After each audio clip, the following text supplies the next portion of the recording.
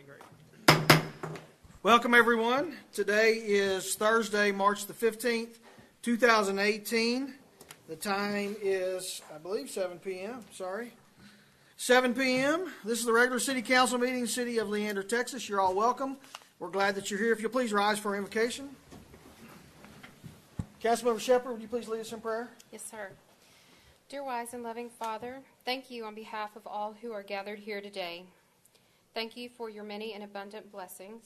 Thank you for the ability to be involved in useful work and for the honor of bearing responsibilities on behalf of our city. In Proverbs 4, you tell us to plan carefully what we do, and whatever we do will turn out right. Tonight I ask that you would graciously grant us wisdom and clarity to govern amid the conflicting interests and issues before us, a sense of the welfare and true needs of our citizens, the ability to work together in harmony even when there is honest disagreement. And lastly, we ask that you watch over us all when we conclude our business here tonight and guide us safely home. We ask all these things in the name of Jesus. Amen. Amen. Please join me in the pledges. I pledge allegiance to the flag of the United States of America and to the republic for which it stands, one nation under God, indivisible, with liberty and justice for all. Now the Texas flag. Honor the Texas flag. I pledge allegiance to thee, Texas, one state under God, one and indivisible. Thank you very much. You may be seated. Ms. Crabtree, will you please call the roll? Councilmember Andrea Navarrete. Present. Councilmember Michelle Stevenson. Here. Councilmember Shannon Shepherd. Here. Councilmember Ron Abruzzi. Here. Mayor Pro Tem Jeff Seiler. Here. Councilmember Troy Hill. Here. Mayor Christopher Fielder. President, we do have a quorum. We are eligible to do business. We're going to move to item number 3, staff comments. Mr. New?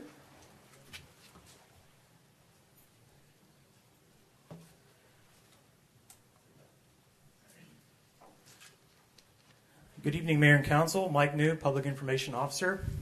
I wanted to update you tonight on a small project I've had the pleasure of overseeing the past few months.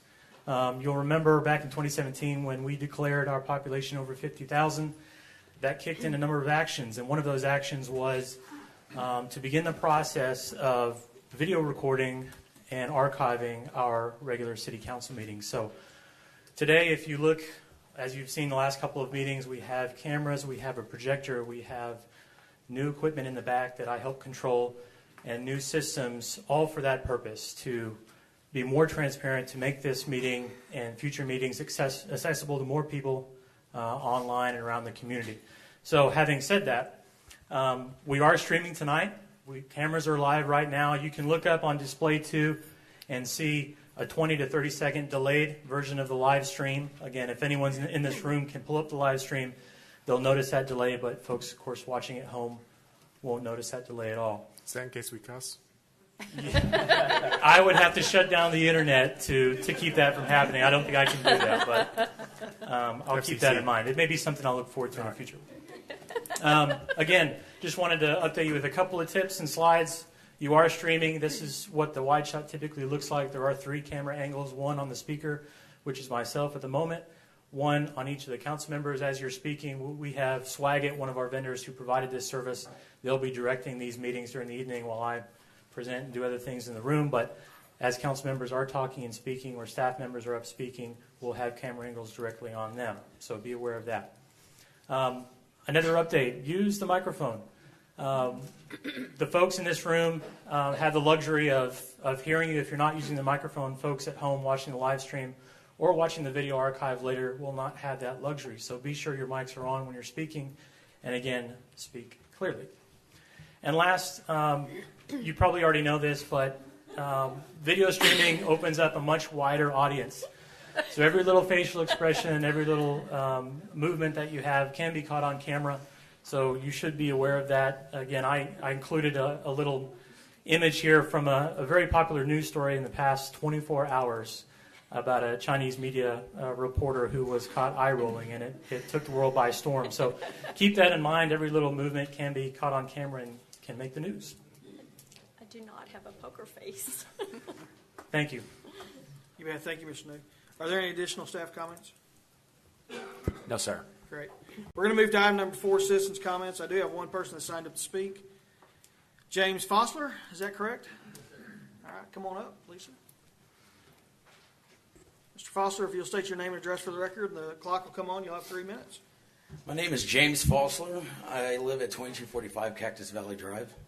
The reason I'm here today is I wanted to introduce the city of Leander to one of the newest veteran-focused nonprofits here in town. I'd like to tell you that I am a graduate of Leander High School, soon to be Texas State University. I'm also a Marine Corps veteran, as well as like I said, the president and founder of what I call VERCON. I created VERCON because when I got out of the military, I had a hard time transitioning back into the civilian world, as a lot of military do. And instead of taking some of the medicine that I took that the VA was prescribing, I decided that I had an identity crisis, that I only saw myself as a Marine on post and nothing else. It was ruining a lot of things that were happening for me at the time and really stunting any growth that I had coming out of the military. I started to remember that I was a musician before the Marine Corps, and when I found music again, I found myself. And all the goals that I had set for myself musically, I achieved within 2 years, opening up for some regional acts, playing the circuit around town. And when I realized that I had reached my goals, I turned around to see that I could really help someone build their success story like I had built mine in the veteran community. So what I decided to do is create the answer to the USO, which is the veteran, which is VERCON, stands for Veteran Entertainment and Resource Connection. And what we do is we go out and we find nonprofit, veteran-focused events and benefits, and we go and we bolster what they do by providing the entertainment so that they can, put their resources towards more, time, energy, resources into helping more veterans. One of the events that we already have going on is a Run for the Wall event in Eagles Nest, New Mexico on May 18th. I really wanted to come and introduce this to y'all today because I am very excited. With the help of Mary Dale, I have been able to go out to the local community, the business community, and have a lot of them donate, sponsor a lot of what we needed in the first place just to get going. But now I wanted to introduce the community to VERCON because we are going to need the help from the community to be able to show all these veterans that it's not these big corporations and big companies that care about them. It's the small towns, it's the communities, especially the community that I live in. I really want to thank y'all for y'all's time tonight, and I look forward to talking to some of y'all afterwards. And I'll be staying afterwards to be answering any questions, concerns. I'd love to ask them questions as well. So thank you for your time. Great. Thank you, Mr. Wilson.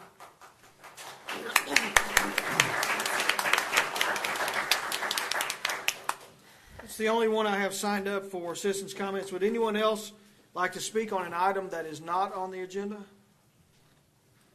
Okay, hearing none, we're going to move to item number 5, recognitions, proclamations, and visitors. I do have a couple of visitors that I want to recognize. Former Mayor Pro Tem here in Leander, Mr. Jason DeShawn is here, I see him. And former Mayor Pro Tem, Mr. Mitch Fuller of Cedar Park. Thank you, Mitch, for being here. We're going to now move to our consent agenda. This is an action item, Council. Motion to approve. Second. I would like to You want to pull pull out Which one? 7. item 7 Okay. so we can discuss that. So I'm going to pull item 7. I'll need a new motion, please. Motion to approve, pulling item 7. Items 6, 8, 9, and 10. Second. Second. Great. We do have a second by Councilmember Aberzies. Further discussion? All in favor? Motion does carry. We'll now move to item number 7. Acceptance of National Fitness Campaign NFC Fitness Grant and authorizing the city manager to execute any and all necessary grant documents. Mr. Tummons.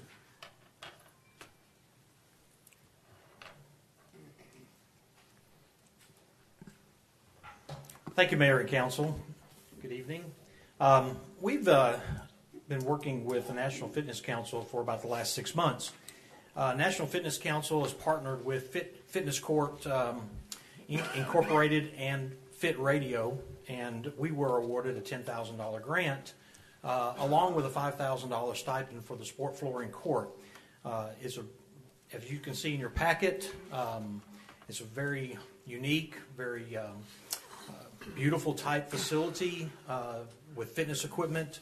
It'll help meet some of our goals that we've established for ourselves to be a healthier and fitter community. So it's going to be, we are planning on locating it at Bledsoe Park, close to the Greenway or the Baghdad Road Greenway Trail section, and Our Park and Recreation Board unanimously approved to move forward, and so I'll answer any questions. Thank Council. you. I just wanted to highlight that because I think it's a neat thing, and it probably wouldn't get much notice otherwise. So thank you for doing that and for talking to us about it. You're welcome. Is that a motion? Yes, I motion to approve. Is there a second? I'll second. It's been a motion made for approval by Councilmember Shepherd with a second by Councilmember Stevenson. Is there further discussion? There's some really neat pictures online if you have a chance to actually go to our agenda and look at the agenda packet for that item number 7. It's really neat tool for the community. Absolutely. Awesome. We do have a motion and a second. Further discussion? All in favor? Motion does carry. Thank you. You bet. Seeing the number of speakers we have, I'm going to go ahead and move item 18 up to this spot now, and we'll take action on item 18. Item 18, discuss and consider action on the second reading of an ordinance regarding zoning case 17-Z-033 to amend the current zoning of interim SFR 1B single-family rural to PUD planned unit development with the base zoning districts of SFU 2A single-family urban, SFC 2A single-family compact, SFL 2A single-family limited, SFT 2A single-family townhouse, CH 2A cottage housing, NR 2A neighborhood residential, LC 2A local commercial, and LO 2A local office on 12 parcels of land, approximately 317.117 acres more or less in size, more particularly described by Williamson Central Appraisal District parcels R560473, R560185, R560184, and Travis Central Appraisal District parcel 354727, and generally located to the northeast of the intersection of Mesa Vista Drive and CR 280, Leander, Williamson, and Travis counties, Texas. Mr. Yannis. Thank you, Mayor. Before I get started, I just want to let somebody know they left their phone up here on the podium. So.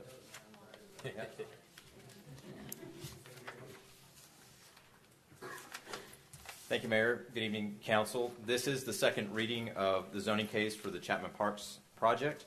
At the last meeting, the Council did vote 4-3 for approval of this rezoning on first reading with a number of modifications. The first being to limit the total number of homes from 1,500 down to 1,200, to remove the waiver increasing cottage home density from 10 per acre to 8 per acre as required in the current zoning ordinance, to change the lots abutting Mesa Vista and Greatwood to the SFU district, or the 60-foot lots, to change the minimum lot width for the SFL district from 35 to 41 feet, to limit the total number of SFL lots to 20% of the total, and to stipulate that Lakeline Boulevard between County Road 280 on the south and County Road 280 on the north be 4 lanes. And so those changes have been made. Y'all have in your packet, on the dais in front of you, a packet which includes a red line of the PUD that incorporates those changes. It also includes the exhibits that were changed to reflect the new lot size requirements, and that is Exhibit C. Let's see if I can find that in the... There it is. And there is also some updates. All of the base layers of the exhibits changed because of the lot sizing, and then the street cross sections in your packet on Exhibit D have also been updated. So I'd be happy to answer any questions, and I know the applicant is also here and would be happy to answer any questions as well. You bet. Council, this is not a public hearing, so we can go ahead and ask questions at this time. If you have a question for Mr. Yannis, or we can move right on to the presentation by the applicant. Does anybody have a question at this time? Okay, we'll go ahead and have the applicant come up. Okay.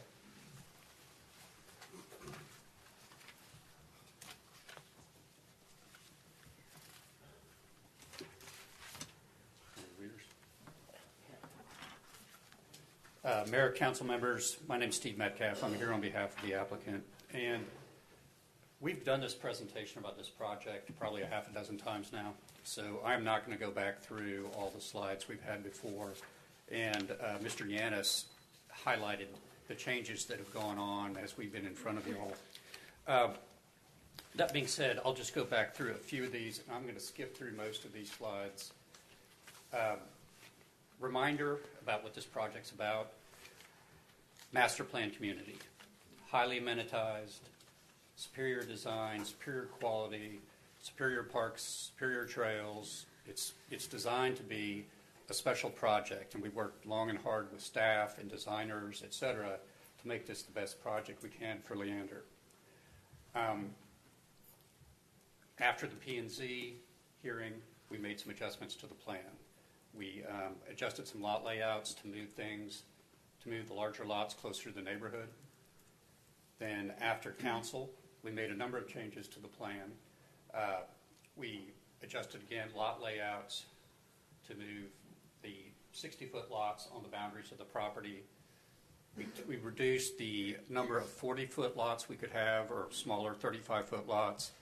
They're 41-foot lots now, and now the maximum number we can have is 20%. So a big reduction down on the number of 40-foot lots we could have.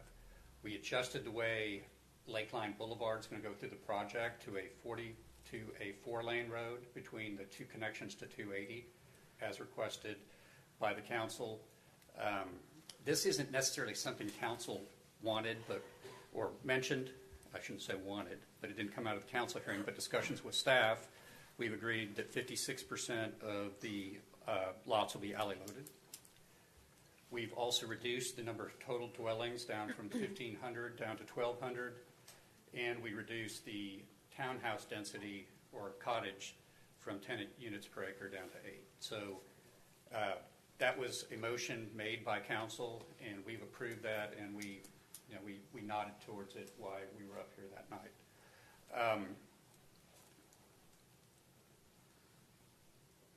Couple things just again to highlight about parks and open space, because I think again this is a really important thing to focus on in this project, is that we're going way above and beyond what the code requires. We're giving 25% more parkland, or 125% of the requirement. The code requires $400 per dwelling unit to be spent on improvements. We're spending $1,000 per unit and have agreed to in the PUD. So $600 more than required by the code. Again, this is a highly amenitized project. I mean, you don't have anything built like this in Leander yet, and we hope that you approve this project and we can build this project here, because we think it's going to be a special project for Leander. And again, we've talked about this project a lot, so I'm not going to go back through everything we have. And all this, you can flip to the sides, kind of remind yourself of what we've talked about. But in summary, what we've done based on council input, based on neighborhood input, is we're putting the larger lots on the boundaries next to the neighborhood. The neighborhood's been talking about transition, and if we want to talk about what that right lot size is, we can. Right now, it's been proposed at 60 feet. If we want to talk about different lot sizes, let's talk about it. But that's what we're trying to do here. So again, trying to create that transition. The neighboring properties, some of which aren't zoned, so they don't have zoning. I mean, they're in the ETJ. But let's just say they're all SFU lots, which is the SFR, which is the single family rural lots. We're transitioning hopefully the next or the second next zoning category after that. So again, to create that transition between our smaller lots and the neighborhoods around us. And again, we're happy to talk about what that lot size is. Again, we've agreed that no more than 20% of our lots will be the smaller lots, which could go down to 35 feet, but we've agreed that they would be no less than 41 feet. Remember, we're pulling Lakeline through the project, taking it off the boundary, and we're paying for it all. We're paying for all the right-of-way. We're building it. So in a normal circumstance, we'd only be paying for a part of that right-of-way or a part of the construction cost. We're going to pay for all of it, and we pulled Lakeline Boulevard away from the adjoining neighbors to the east. We've agreed to that 4-lane section of Lakeline between the 280 connections between our project. That was a request from the last council meeting. Can we have a diversity of product? I mean, the idea here is to create a project where you have different types of houses. So you have a mix of people, you have a mix of neighbors, you have people who can move in a small house and build up to a bigger house on the larger lots. And they don't have to move, and they stay where they are. Superior trails, superior parks, and I'm happy to answer any questions you guys have now or after the public hearing.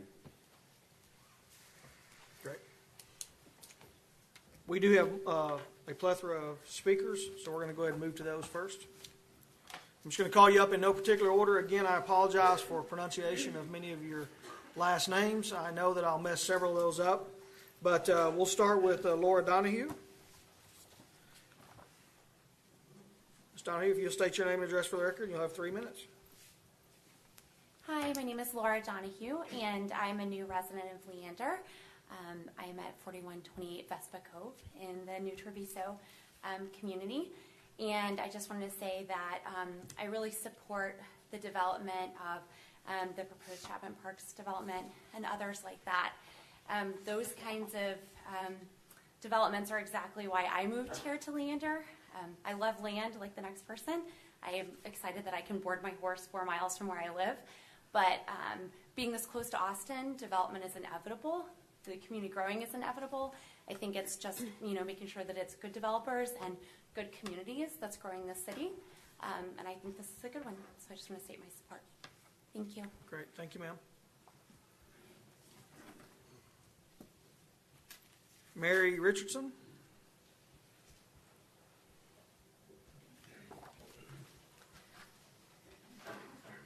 Hello, my name is Mary Richardson. I live at 2500 Council Springs Pass at Greatwood, and my husband and I moved here a year ago. We lived by Anderson Mill Road, and it was crazy traffic, and we wanted to get away from that. And we knew that there would be more houses being developed out in that area, and we're fine with that, but we do have some concerns on that proposal. First of all is the transitions. We are considered SFR in Greatwood, as you know, and it's going to be jumping down 2 steps, going down to SFU and smaller, and most of them are going to be smaller. And so, really we're missing the estates and the suburban, the SFS and the SFE. With that current proposal, one of the things the higher density, one of the things that we are most concerned about is traffic and safety in our area. At this time, the proposal has a way going from Chapman Parks to Greatwood on Honeywood. And what would happen is traffic might come through our neighborhood, and I'm afraid a lot could. You said last time with the 1,200 units that could be 12,000 cars on the road.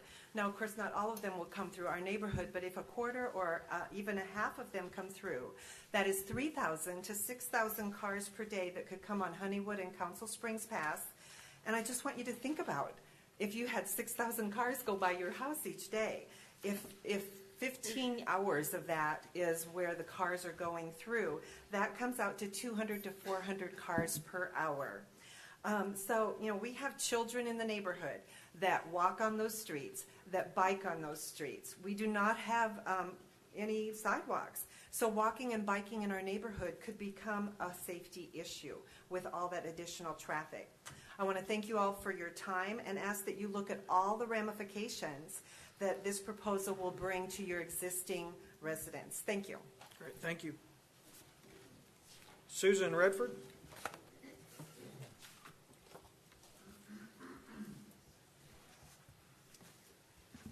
Mr. Mayor, council members, thank you so much for allowing me this time this evening. Let me just say as a side note before I get started that when you appointed me to serve on the Charter Review Commission, it was a great experience. It was really a great opportunity for me to dig in and really get to know the city of Leander and get to know the people of Leander. And I'll tell you the one thing that I really learned through that process was that the people of Leander, as demonstrated by those on that committee, want their voice heard. That was the main thing that we heard over and over again. They wanted a voice, and they wanted to ensure that there would be a future where their voices would be heard because they're proud of the city of Leander. and they're proud of the direction the city is going, and they have the utmost faith in the city council. And you've demonstrated that by the ordinances that you've put in place and the time and the diligence. I know many of you have taken the time over the past few weeks to drive out to Greatwood. And by the way, my address is 2581 Greatwood Trail. Sorry about that. I used to get so angry when people did that to me. But thank you for those of you that did take the time to come out to Greatwood and to see the roads and the issues that we are having. Just the few residents we have right now struggle to make it up and down that road without being run over by a truck on any given day. So that is why I'm very concerned about this, is the roads, the infrastructure. I'm also concerned about the public safety, as my friend Mary just discussed, with the way our neighborhood is structured. There are kids up and down those blocks every day, and honestly, that's why we all moved out there, was so we could have that freedom that we all grew up with, where you can ride your bikes, you can run up and down the streets and feel safe. And without sidewalks and adding that much traffic, we wouldn't feel so safe. You've taken your time, you've done your homework. I know you're going to make the right decision. I'm asking you that, please, I'm not saying don't develop. We all are here because Leander's growing, it's developing fast, and I think it's developing in a very smart manner. What I'm asking you is this is a great, great plan. But it's a plan that needs to go someplace else, not down a small country road that winds and turns and through a country state's community. I'm happy to visit with any of you on the site at any given time about this. I do appreciate your service to our community. I know you have a very tough job. I once represented the 12th fastest growing county in the state of Texas and had to make many of the same decisions you have. They're not easy. Money is always an issue, but right is right, and in this situation, Chapman Estates in that location just is not right. I thank you for your time. Thank you, Judge. Marco Sedequist.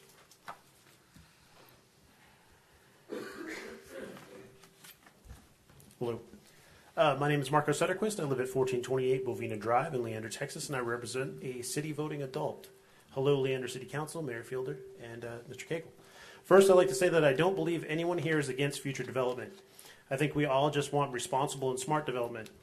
That is why I asked the City Council vote to deny and not support the current zoning changes and plans for Chapman Parks in its current form, and that any future development and zoning requests be in compliance with the city's own zoning ordinances. I believe that the city still needs several infrastructure improvements before a development of this size and density can work. The added heavy arterial traffic to Lakeline Boulevard, south of the project for starters, is a problem. As you know, Lakeline goes from 4 lanes to 2 lanes northbound. This reduction in lanes will cause severe traffic in both the AM and PM, with both northbound and southbound traffic until addressed. Also, the additional burden to the city services will be placed on the current residents to solve long before the people of Chapman Park move in, with the increase of fire and police demand long before the development is complete. In addition, a development of that size will most likely require Leander ISD support, which will mean additional schools, buses, and staff. Again, putting the bulk of that burden on the current residents, as opposed to a future bond election, years from now. I would also, I would like the City Council and you, Mayor Fielder, to think about the legacy you want to leave when you're no longer serving the city. Do you want to leave behind a healthy, well-managed city, or one created through quick and perhaps bad judgment with no forward plan for smooth and well-planned growth? Finally, ask the City Council members, remember that even though some of the people affected by this development live outside the city limits, they are still all our neighbors and friends. Thank you for your time. Thank you. Kevin Traylor.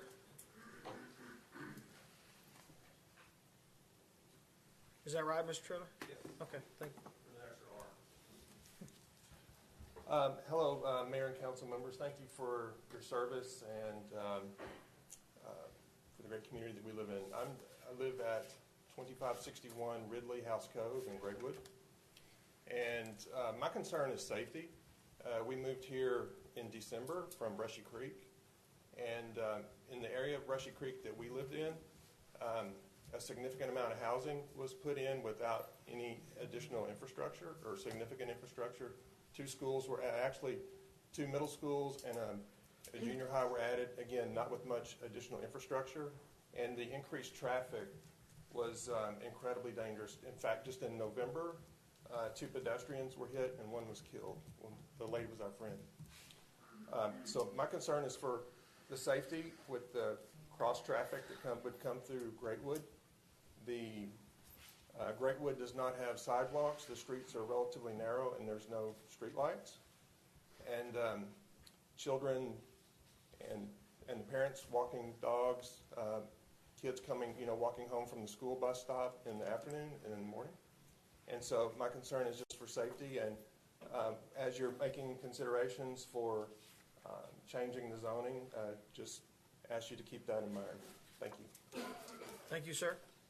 Teresa Trailer? Okay. You don't wish to speak at this time? Okay.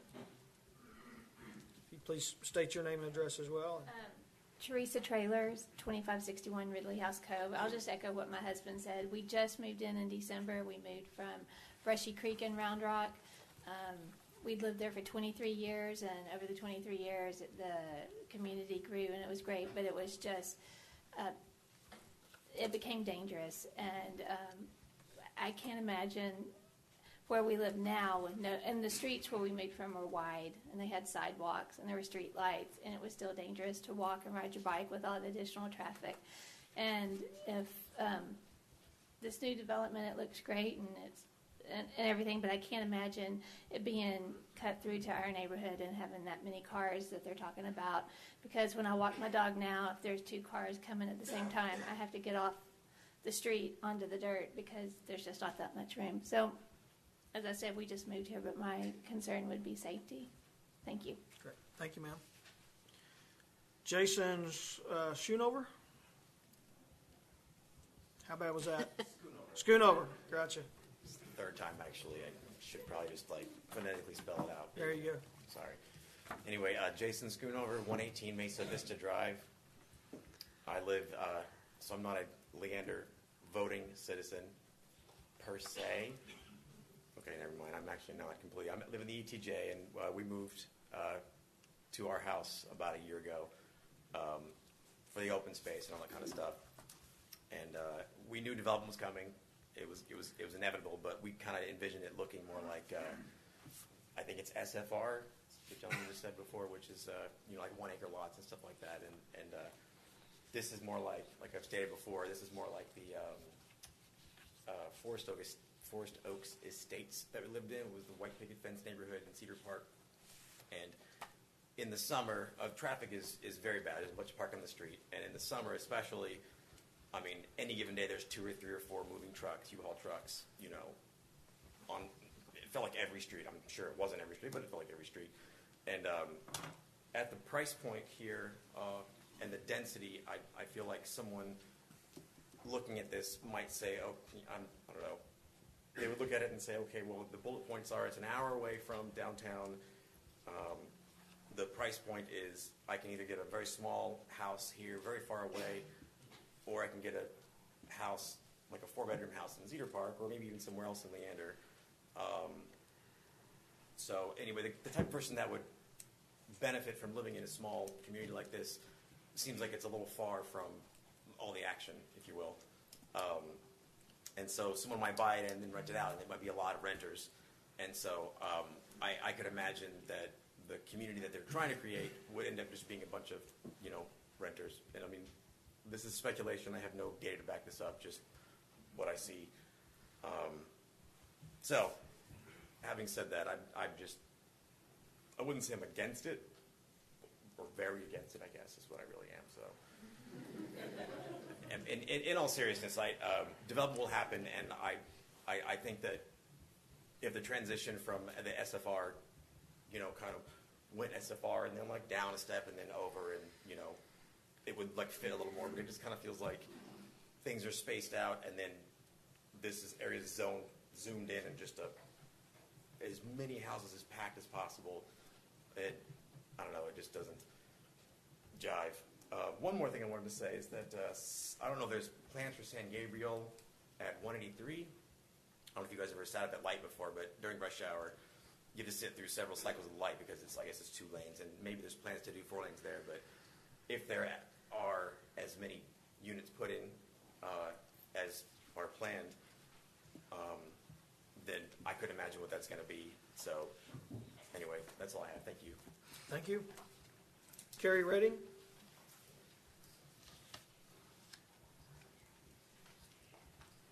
Hi, my name's Carrie Redding. I'm at 215 Mesa Vista.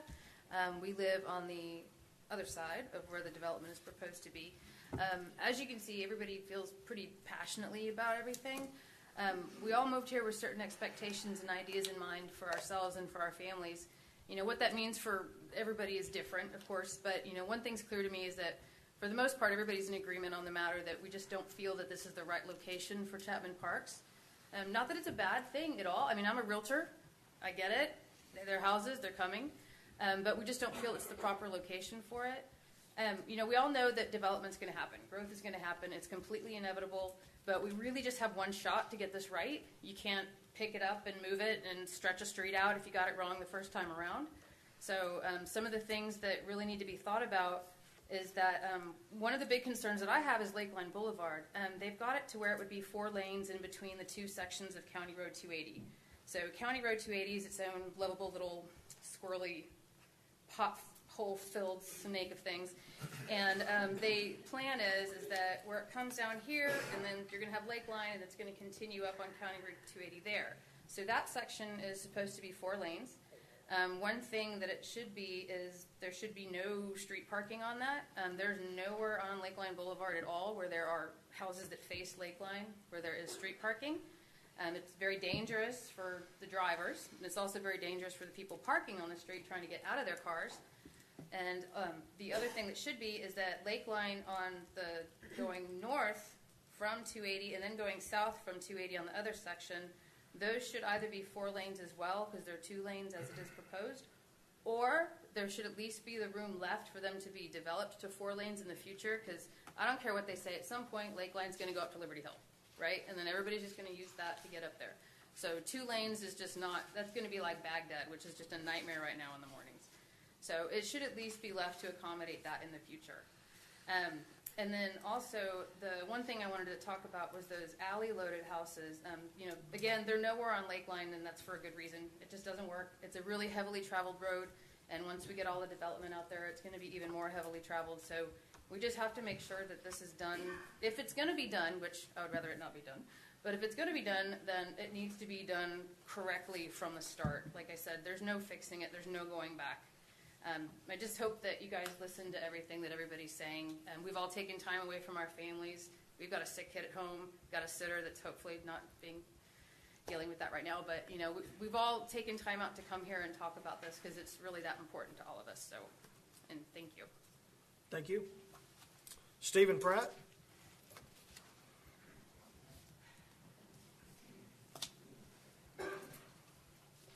Hi, my name is Stephen Pratt. I live at 412 Mesa Grande Drive. I want to talk to you tonight about some of the zoning. We talked a little bit about the transition and how we're skipping 2 zoning classes or components as we go from the SFRs into the others. But the 2 we're really concerned about are the cottage housing and the neighborhood residential. First, the neighborhood residential, which is small-scale multifamily by the zoning ordinance definition, with multiple dwellings on one lot. The purpose of this component, per the city ordinance, is for to provide regulations to maintain and protect the city's single-family residences neighborhoods in areas where it is appropriate to have higher density residential development. How is way out at the edge of the boundaries of the city the appropriate place to have higher density residential? It's just not. Additionally, with the NR code that you're using, there is no restriction on the number of units on a lot. Neighborhood residential can have as many units as they want to cram into that unit. The lot has no restriction on how many families can live there. There's no restriction on unit size, right? Townhouses have to be at least 700 square foot. Neighborhood residential doesn't even have to be that big. Multiple units in a single building and no limit as to how many building units in a building. How is this different from apartments? It's condos at best. Maybe there are multiple owners instead of a single apartment, landlord. But this is really apartments. That's what neighborhood residential is. Neighborhood residential's high-density multifamily housing is inappropriate for this location. Cottage housing. In both cottage housing and neighborhood residential, in the PUD document is limited to 10%. 10% of what? It's actually limited to 10% of the lots. But as we just stated with neighborhood residential, there is no limit as to how many units within a lot. Now, the same is true actually with cottage housing. A lot is of an arbitrary size in cottage housing, and they can put as many cottages in that lot as they so choose. So while the PUD says there's only 10% cottage housing, that's only 10% of the lots. Simple math would tell us if you decided there were going to be 800 lots, you could have 80% of those be cottage housing, which is 400 cottage houses. So this belief that it's only 10% high density is a myth that's been perpetuated by the developer and perhaps city planning to wash over what they're allowed to do within this PUD definition. The definition of this PUD is unacceptable. It is high density. It does not belong out in the rural areas of Leander. Thank you. Thank you. Travis Crosby.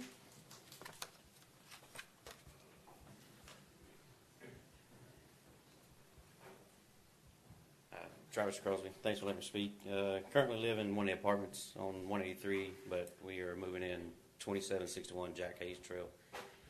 1997, I left small town in Georgia, joined the Air Force, did 20 years there. My last duty assignment was up the road at Fort Hood. I visited Fort Hood before, knew there was no way on God's green earth I was going to live up that way. So I told my oldest and my wife to find a place for us to live. They researched all the area, figured out Leander's where we wanted to be, and we've been here since late 2012, early 2013. So youngest graduated last year from Rouse. In my mind, that was our decision point. Are we staying or are we leaving? Youngest wanted to go to Glen. We lived in Benbrook at the time. So it's like, all right, if we're going to stay, we're going to get into a place we can call home. So started the purchase process out there at Greatwood so we could be a little bit more. I grew up in a town of 800, so I want to get a little bit more that way. Love what Cedar Park and Leander has to offer, but I also love to drive to it. So we moved out there.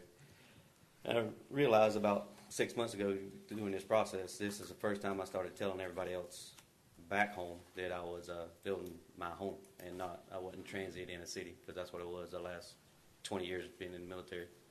So it was also the first time during any kind of process where I didn't feel like I was in the shut up and color military. I felt I could be, a part of the city and everything else. This is the first time, 40 years old right now, first time I've ever been to a city council meeting, because it's the first time I ever had a city since I was turned 18. So against the Chapman Parks place is basically what I want to say. I also want to say I wrote down about 3 pages worth of stuff I was going to say, and then all the smart people started talking.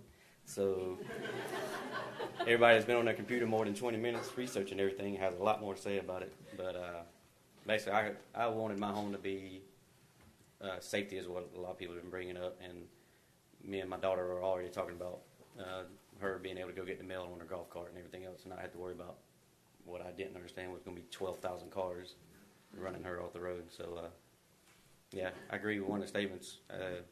Nice slideshow. That probably took a while. But I think it would be better off where one of those people could walk to the train station and go downtown and not have to drive through the neighborhood and Lakeline and everything else. So, appreciate the time. Great, thank you. Sarah Little.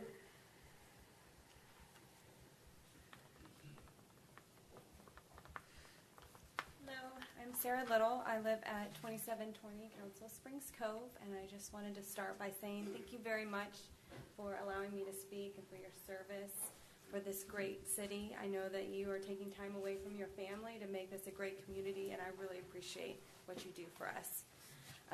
I'm here today because I am against the Chapman Parks community, and a lot of it's already been stated, so I don't want to keep repeating.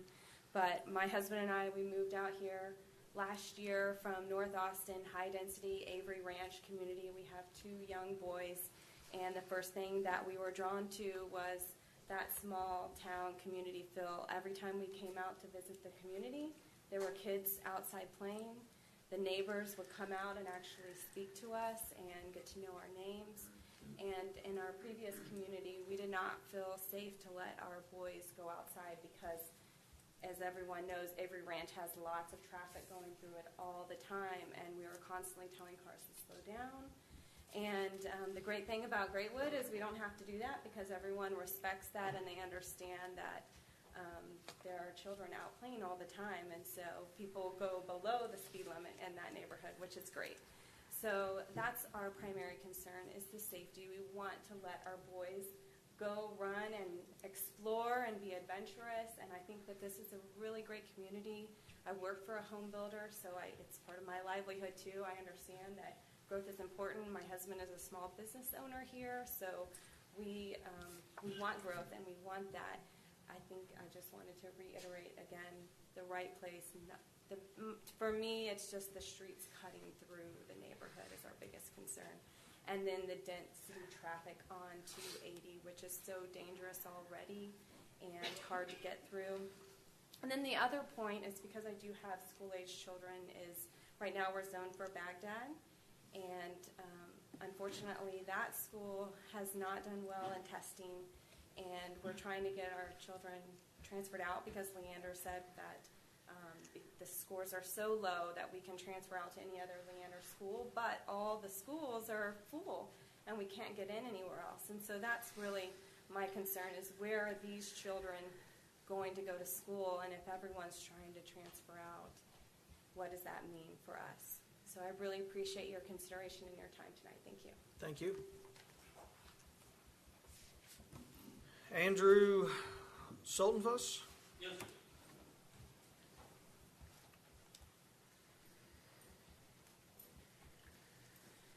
Mayor, my name is Andrew Soltenfuss. I live at 201 Mesa Vista Drive, Leander, Texas. It's in the ETJ.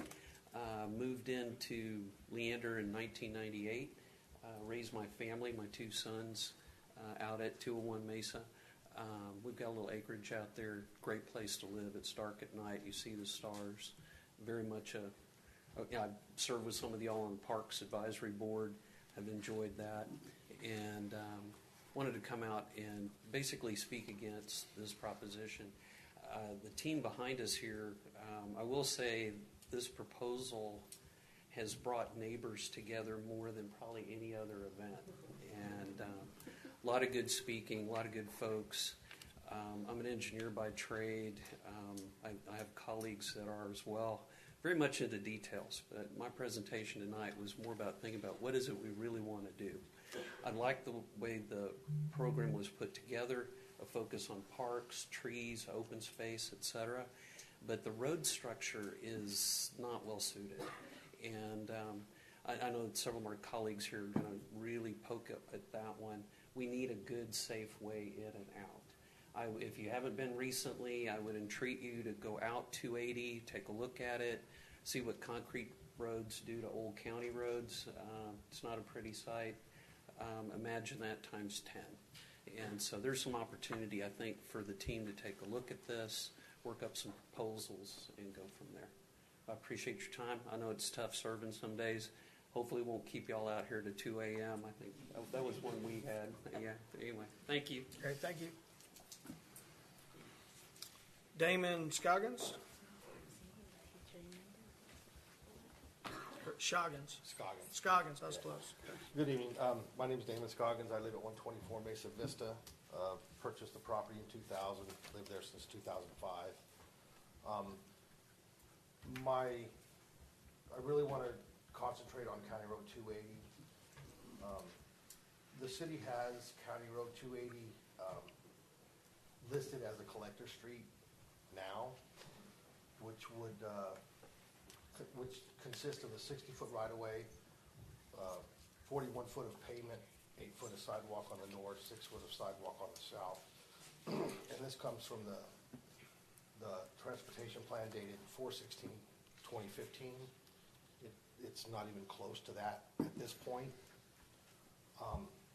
It must be brought up to current standards prior to any construction, because we all know it's getting torn apart as it is. My second point is the two turning lanes from where County Road 280 is going to intersect with Lakeline, as brought up, as agreed upon at the last council meeting. We want to make sure that both of those things are done in writing before we go forward on this.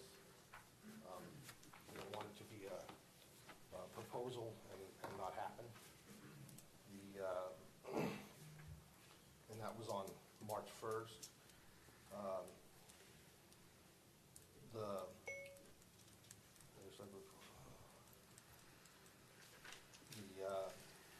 The other thing is, I'm a general superintendent for a construction company. Done lots of work in the city of Leander, lots of work in the city of Cedar Park, all around this area.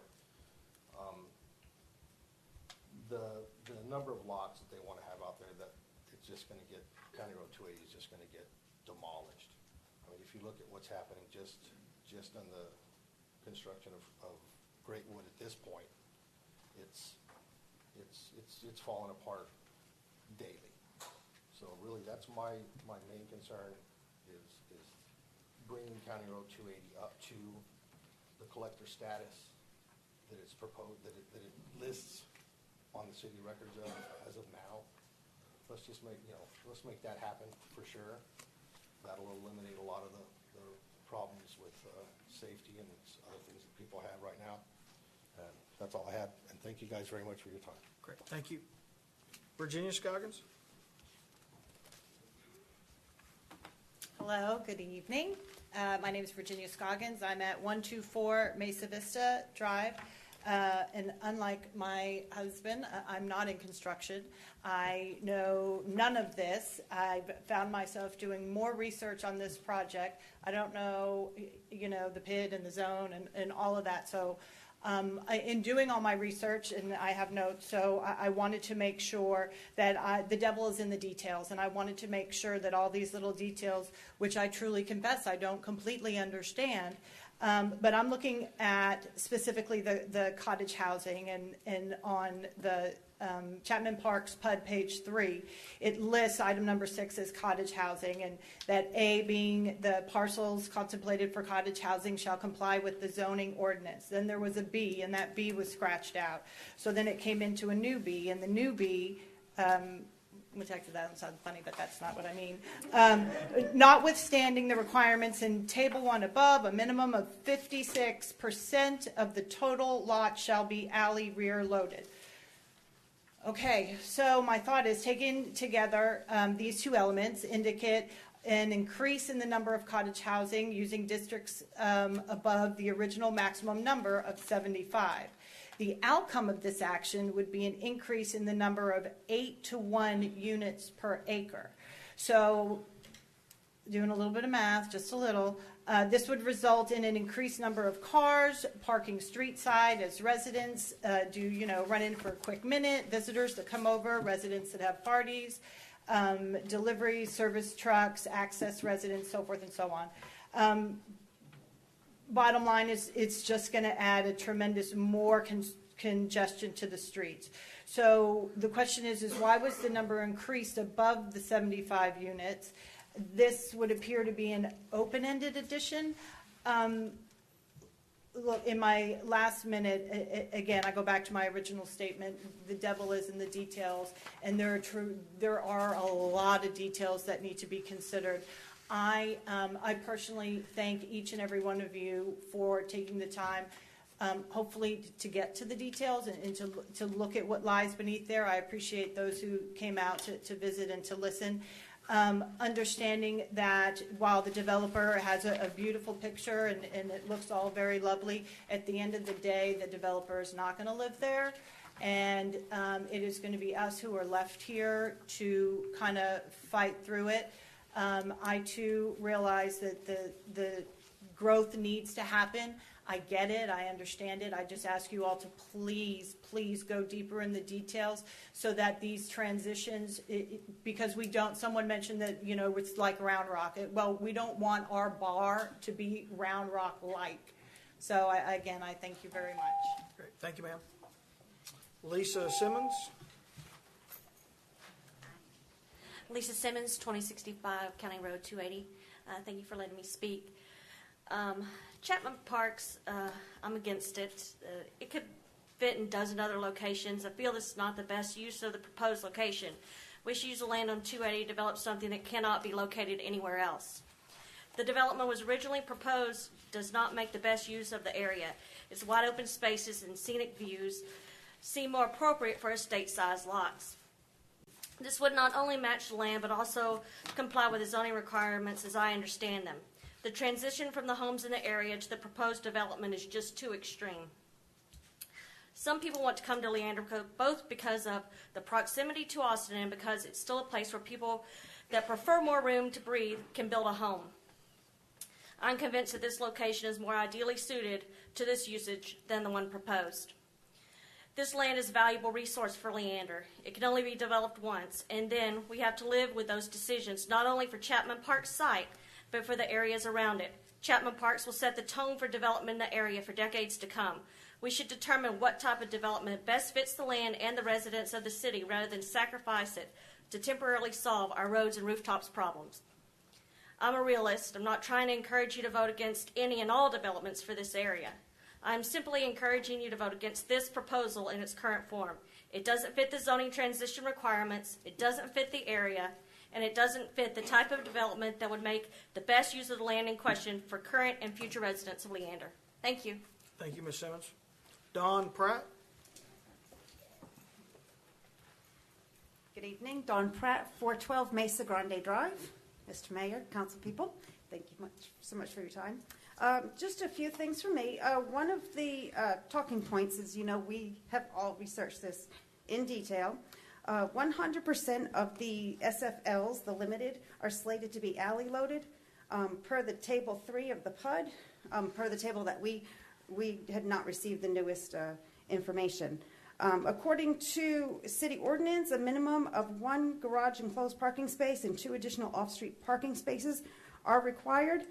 But according to the PUD, there is a minimum reed setback of 5 feet from the street to the house. So there's no room for parking in a driveway, and in Oak Creek, there's 1 space per house in front. So I don't think there's a whole lot of parking. I don't think that's been taken into consideration, and nobody uses their garage for cars. So, yeah. The other thing I just wanted to say, we've been through this with you this whole time. At the P&Z meeting, they voted to deny this zoning change 5-2, with Commissioner Cosgrove stating that it just was too big of a jump. Councilwoman Stevenson says she wouldn't live there. Councilwoman Shepherd said it was a great plan, but not the right place. I think that if you take a look at all of the facts that are being given by us, I think if you dig into all the, like Ginny said, the devil in the detail of all this that's being proposed, I think there are a lot of loopholes, and I'm afraid that it's not going to be what you think.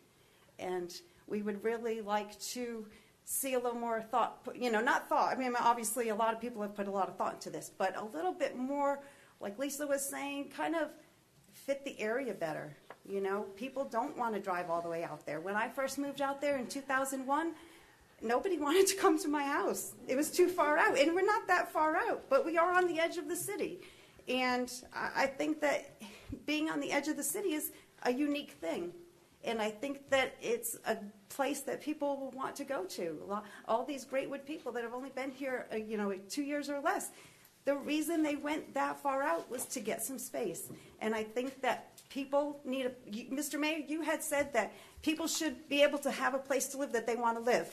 If they want to live in open spaces, there's not going to be a lot. And it is a perfect place because you don't have to build a lot of roads to it. We would love 280 to be fixed, but, we're managing. But I think that you really need to leave that as a place for people who want a little elbow room. So I thank you all. I thank you all for coming to visit with us and for, experiencing what we experience every day and how great it is to have that peace driving home. So I thank you very much. Thank you. Anthony Scoggins.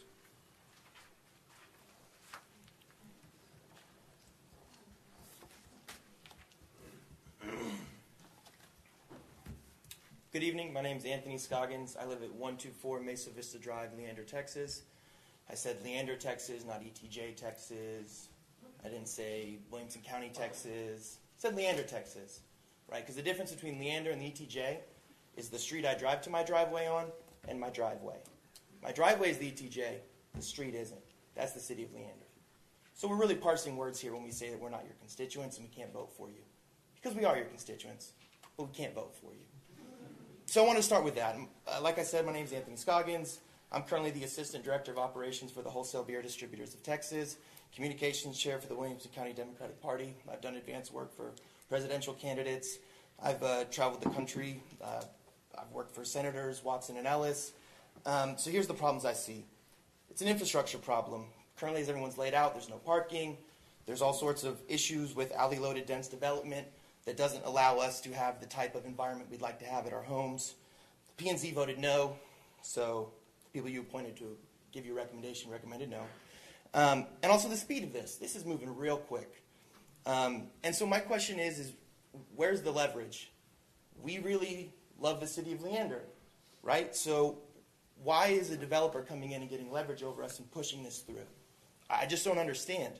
Look, I'm not against development because I think that there's a reason that Williamson County is the fastest trending Democratic county in a Republican county.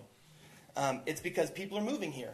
It's because people are coming here and they're moving into dense, 20-foot wide, $200,000 townhomes. There's not a lot of them, but you're about to put a significant portion of 1,200 in my neighborhood. And that's fine because it speeds up that process to get to a state that I like more, which is great. But I really love the unity that this has created with my neighbors and people that I don't always get along with on certain issues. We don't always get along. That's great because reasonable minds can differ, as we all know. But we've created a lot of unity. I just really don't like the fact that it's unity against this body. And so here's the deal. There's no palatability here. There are certain amendments offered that make it a little better, makes the transition a little nicer, and those, from what I can tell, have been amended. So here's the real question. How many times have you met with a resident in the last 2 weeks? How many times have you met with a developer in the last 2 weeks? I don't know the answer. But the reality is that this is getting pushed through really quickly, and it's only seeming to develop one group. And it's the group that spent a lot of money, but not the rest of us who have also spent a lot of money to live here by buying homes and investing and working. And so, Divine Lake is coming, and we've got to put something to continue the growth. And I'm all for that. But why can't we make it more palatable? Why can't we get the 4 lanes we want? Why can't we get the medians we want? Why can't we get the space that we want? And if this developer is going to spend the money, we have the leverage. Let's get what we want, not what they want. Thank you. Thank you. Christine Sederquist.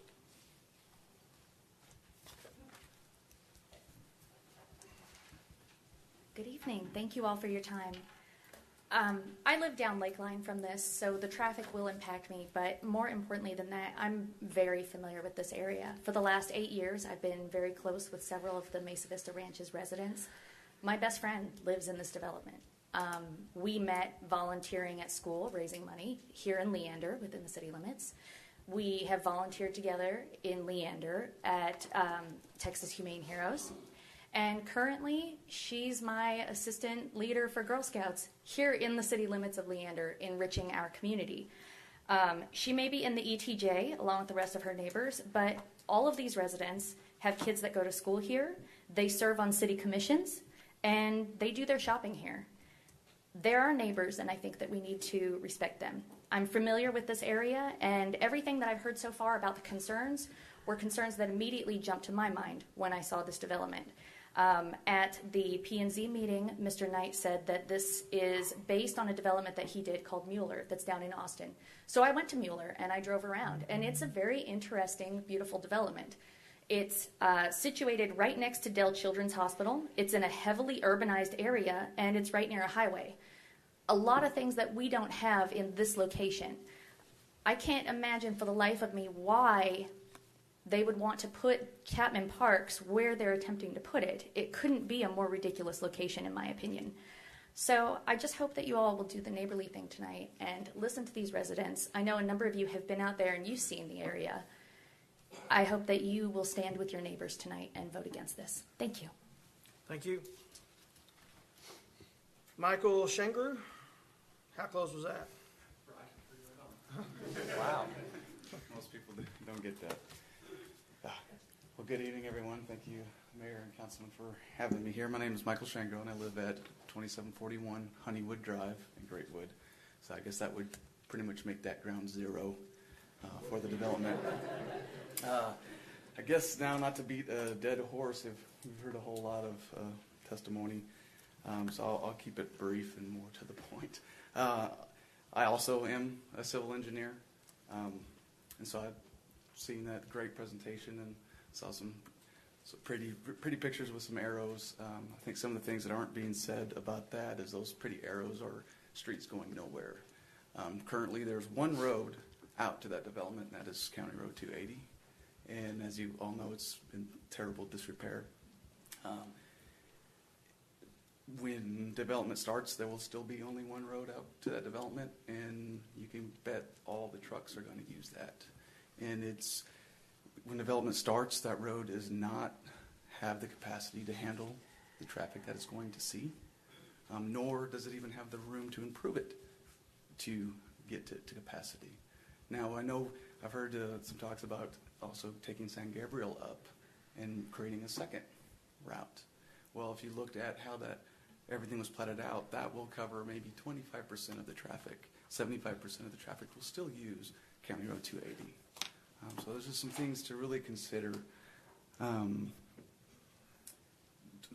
thing I'd like to bring up, Councilman Seiler, as you know, used to be a neighbor of yours, and we had something similar happen into our neighborhood there, where we had some rezoning come up for multi-family use on the front side of the property. And the neighborhood came together and to oppose it because we wanted to keep the integrity of our neighborhood. And luckily, that day, council was on our side. And so I stand here before you today to please keep the integrity of our neighborhood over there and vote no for this development and rezoning. As you can clearly hear, we're in our community. We're not against any kind of development. Everyone knows it's going to happen and actually encourage it. But we are going to be against development that doesn't make sense with the area and anything that would create a safety and traffic impact and issues that you're going to see.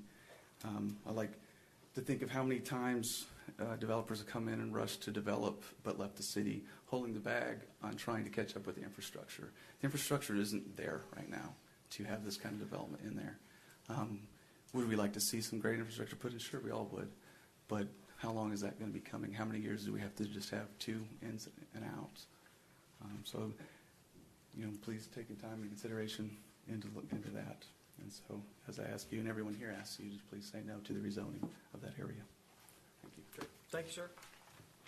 Travis Redding.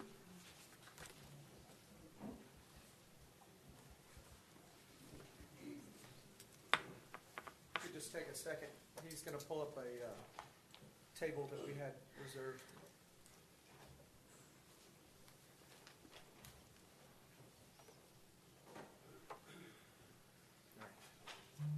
Hi, my name's Travis Redding. I'm at 215 Mesa Vista. Mayor, Don Pratt sort of took my words, but I've been thinking about the thing you said about last meeting about how you believe that anybody should live in any sort of housing that they want in Leander, and I think that's a great goal.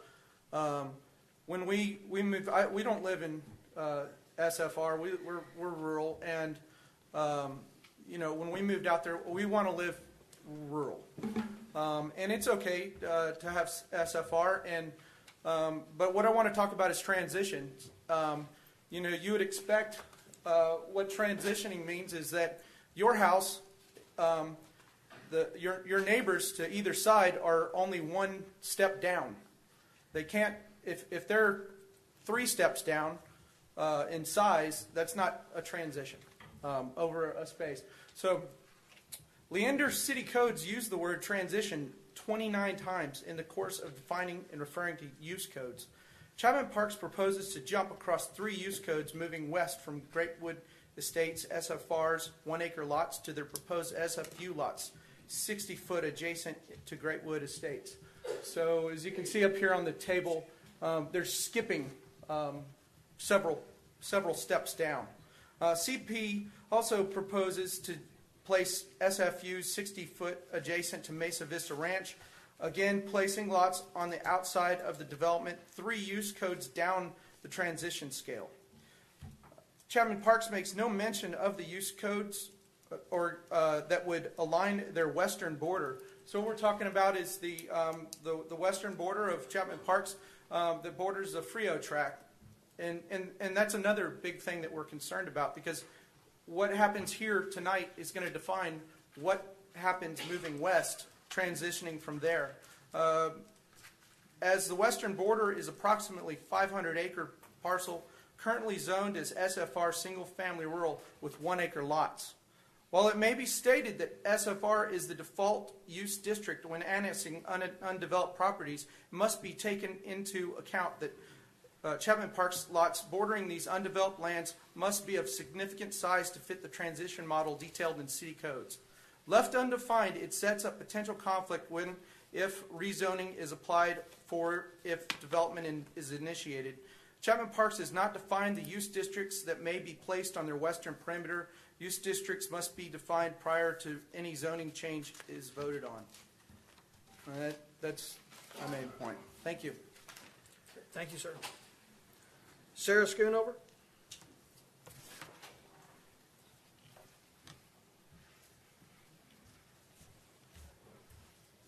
Good evening. I'm Sarah Schoonover. I live at 118 Mesa Vista Drive in Leander.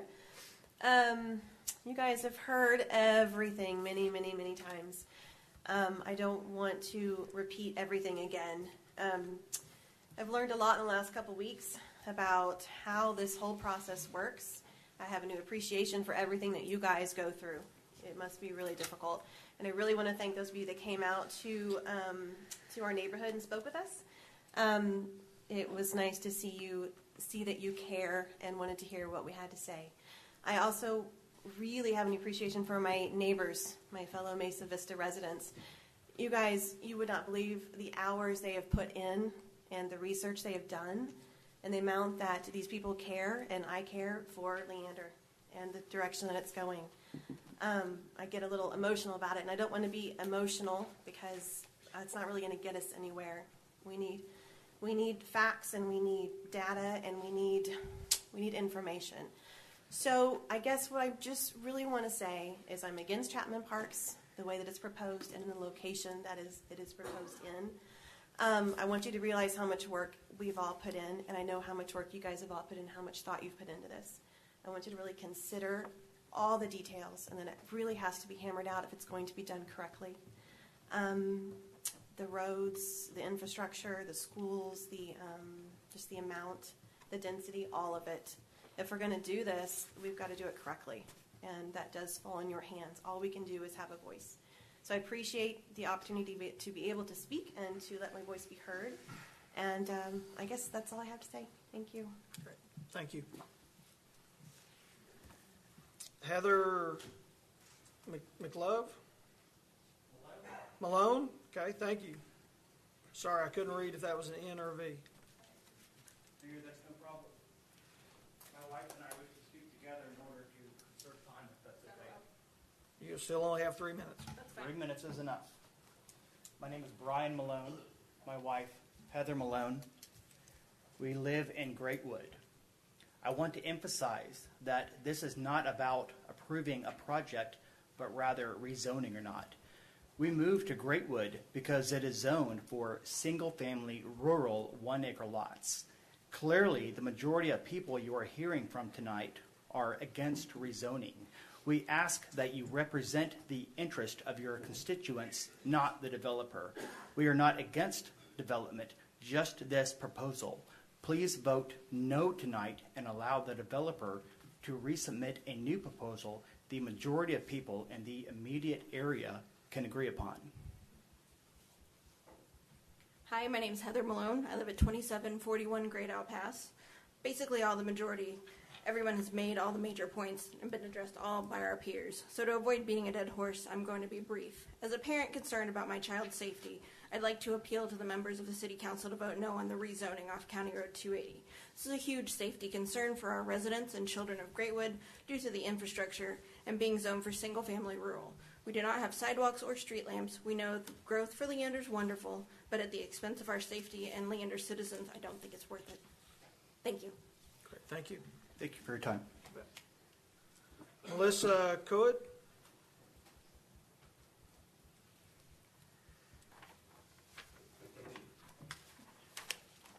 Was that right? Hi. Code. Code, okay. Pretty darn close. Thank you so much for letting me speak tonight. This is a first for me, so I'm excited. I live at 2720 Council Springs Pass in Greatwood, and like the majority of my peers, I'm also against the rezoning to allow Chapman Parks to come in. I'm not going to repeat what everybody said, but I just don't believe the rezoning is necessary. I think that plot plan that Stantec created for them could look amazing with some acreage and, you know, half acreage home sites on it, as well as the parks and everything. So I think just the rezoning is not necessary. That's all I really wanted to say. Thank you so much. Thank you.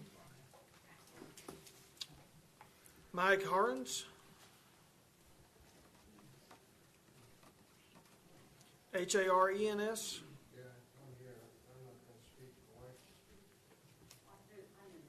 Did you sign up? Lynette? Yep, come on up, Lynette.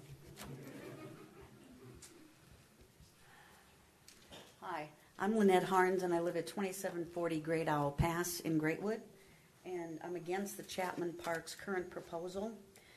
I believe development for the city of Leander is needed and viable. I feel Leander has a responsibility to the people of the city to make decisions that are acceptable and beneficial for existing residents and new residents. With the high growth expectations for Leander, we're at a very exciting time. I'm excited. I'm excited to get more restaurants. I'm excited to have, more new additional neighbors. I'm just not excited about Chapman Parks. In the case of the current Chapman Parks property, I don't believe it's good for everyone. Transition planning is definitely needed and not a dense community. My husband and I are retired and moved to Greatwood, Leander for the country feeling. We're on 1.41 acres. Unfortunately, our home is probably going to be one of the closest homes to Chapman Parks. It's going to be about 70 feet from our home. Homes built next to the Greatwood Wall, if we do need to go forward with Chapman Parks, I feel that at the least they need to be similar to accommodate what they're adjoining to. I do believe that the neighboring lots to Greatwood on the wall need to meet a minimum of at least 70 feet and 1 story, because the ability of the negativism of possibly seeing some towering, almost condo type effect out my backyard would be very disheartening. I ask for your consideration to vote no to the proposed Chapman Park proposal and in favor of a neighborhood that sounds more familiar and similar to what we are today. Thank you. Okay, thank you. Robert Mirabella.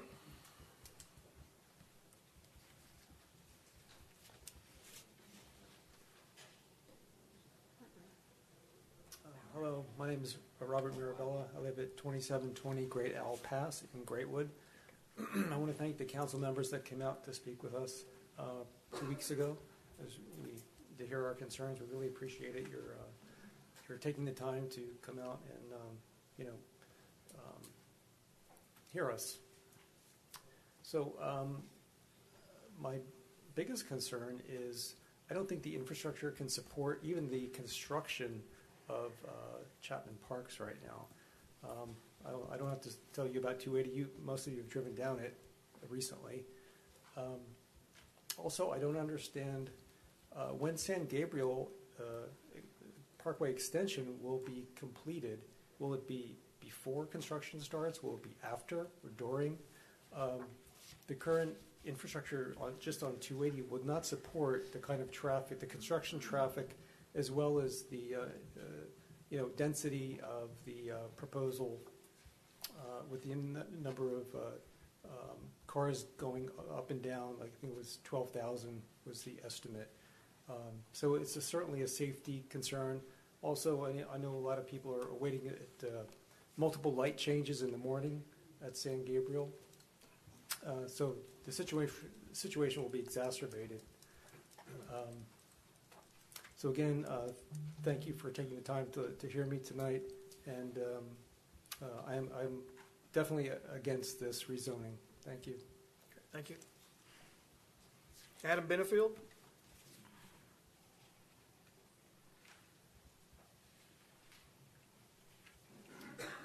Hello, Council. Hello, Mayor. Thank you for your time. My name is Adam Benefield. I live at 1808 Buffalo Speedway in Leander, not the ETJ. I just want to say what's happening tonight is it's amazing. We have this council on live stream for the first time, and we've got a room full of people, and it's really, really exciting to see what's happened here. And like all the hard work of the people that are sitting here, I did a little bit of research myself, and one of the things that I did is I did an online poll in 3 different sources, and I gave people 3 different options: yes, but not to this location, or no. And 172 people voted. And of those 172 people that voted, 20 people said yes. 75 people said yes, but not this location. And 77 people just flat out said no. So let's break this down. Of the 172 people that voted, 152 of them, or 87%, said either no or no to this location. I think the numbers of the people tonight are even stronger than that. It's even in the 90%. To this moment, in this meeting, 25 people have said no or no to this location, with one person saying yes. So what's exciting about all this is the process is working. Several weeks ago, this went to P&Z, and the developer, he did his presentation, and P&Z said no. And the developer went back, and he listened to what he heard, and he made changes. And he made the project a little bit better, a little bit stronger, and still, the people didn't like it. Overwhelmingly, a lot of people said no. Then the developer went back, he's made more changes, and despite all of those changes, the people have still said no. You can't change that. We just can't change it. So the only thing that is required at this point to come full circle for the process to work is for you 7 people to represent the very people that elected you. The people in this room are the people that put you in office, and they are asking you to represent you. So here's the hard part. Somebody up there has to change their vote. Somebody has to switch. And that's a really hard decision to make. And I don't know who it's going to be. But I want to tell you, we're not going to judge you for it. We're going to love you for it. We're going to like you for it. We want you to change your vote. You're not going to be villainized for it. You're not going to be beat up on Facebook saying, oh, he switched his vote. You have new information that came before you. You've been educated. So we are not asking you to vote no to the developer. What we are asking you to do is to vote yes for the people. And that means voting no. Thank you for your time. Thank you.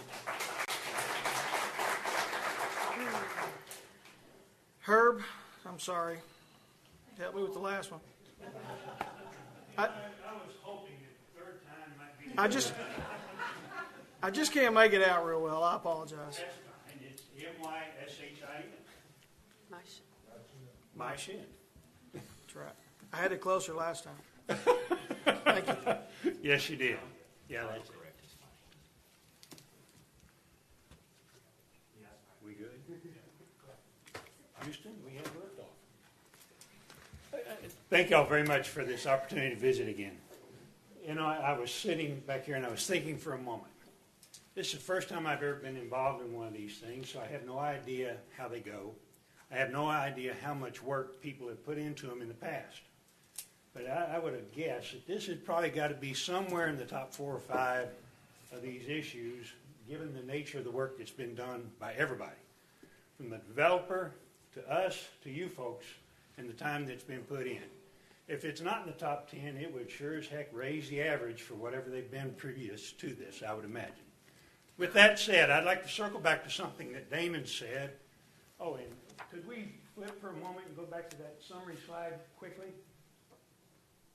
Sorry, I meant to do that right away. I want to bring back something that Damon said in his comments when he was speaking about County Road 280. I don't know if it caught or not. Just stay right here with me.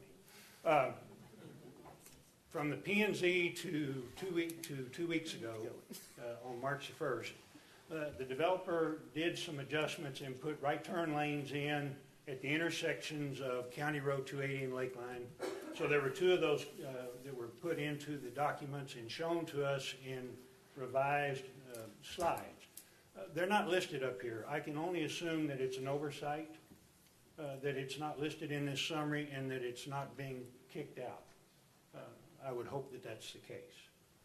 Because we were very pleased that he had listened to us and had made those adjustments, but they don't appear on the summary here, so I don't know how to take that at all. Thank you very much. Can you come back to our other slide? Given that that's the case, and with all the research we've done, and gosh, we've spent lots of man hours at this, as y'all can obviously figure out. This slide alone shows, the top slide is the Chapman Park's summary of their square footages and that sort of thing, and the bottom slide is the city code. And when we read the use codes as on the bottom slide, if you do the math around the minimums, take the first line, the SFUs, if you take the 60 foot width by the 110, you actually get a 6,600 square foot minimum size. But the city codes say 7,200. So there's some confusion baked into the city codes as they exist. Fortunately, this was pointed out to me by one of the commissioners here early this evening, and I really appreciate that very much. Because we've been living under the guise that the top line is that the top set was beneath the minimums, and that had brought us a whole lot of consternation. And as I can only imagine what it does to developers. If the codes aren't accurate, what am I to do? Thank you all very much. We appreciate it.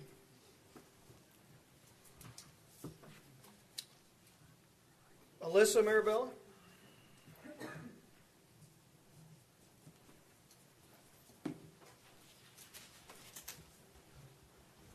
Hi, I'm Elisa Mirabella, and I live at 2720 Great Owl Pass in Leander. I, again, want to reiterate about the traffic because I've noticed an increase of traffic just since we've been living in Great Woods. Getting out of 280 and then on to Baghdad to go to work is now crazy. You wait there a great amount of time before you can turn to go to work. And I can imagine the queue of cars behind me in the near future trying to make those same turns.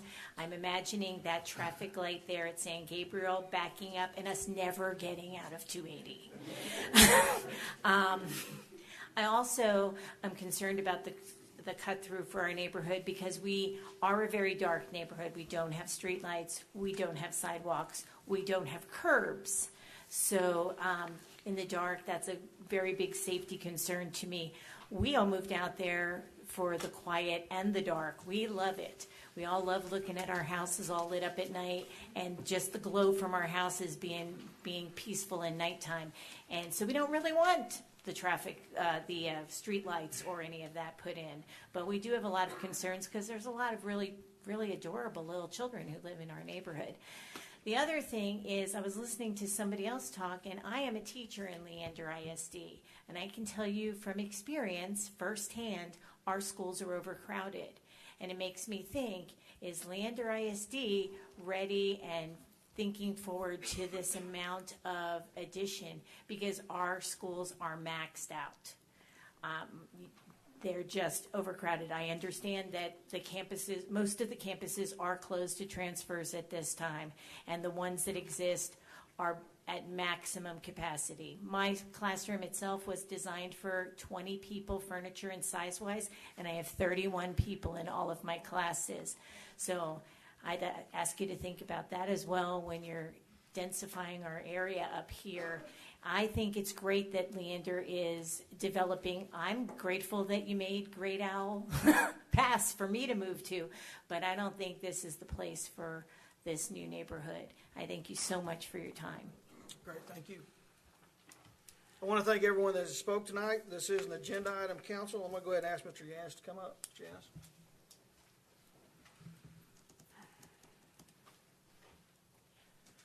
So a few things that have been raised, Mr. Yanis, I just want to double check again.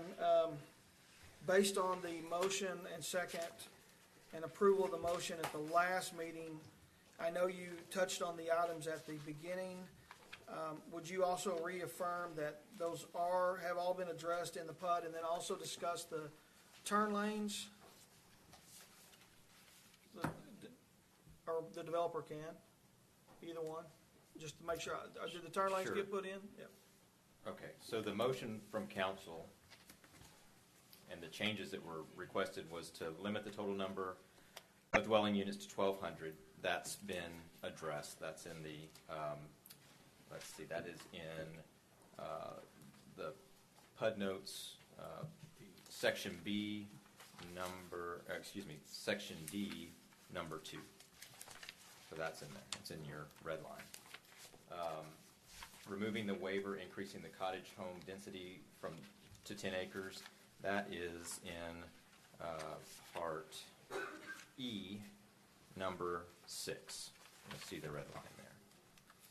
And then lots abutting houses in Mesa Vista and Greatwood must be SFU.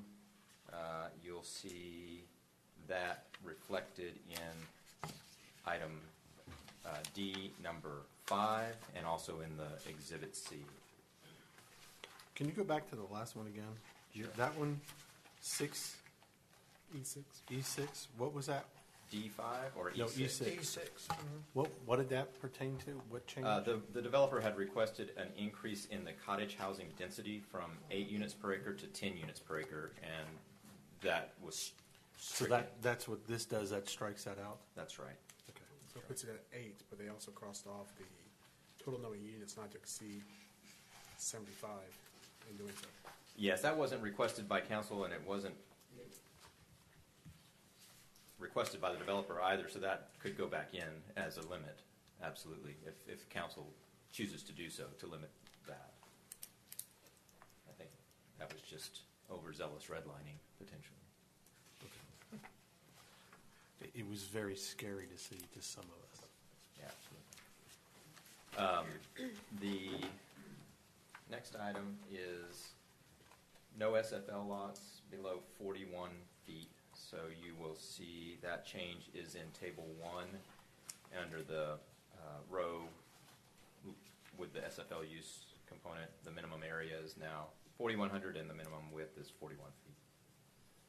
And then the next item is limiting a maximum of 20%, limiting SFL to a maximum of 20%, and that is in Table 2, and that's also on the row labeled SFL, and you'll see the maximum percent of lots within the project is now 20% for SFL.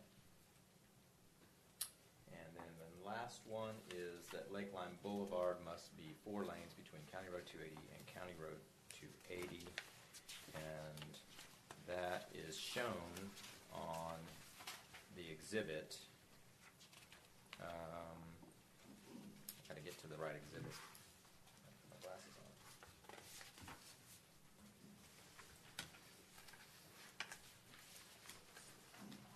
It is Exhibit G, and it's labeled as Lakeline Boulevard C, 4-lane collector between CR 280.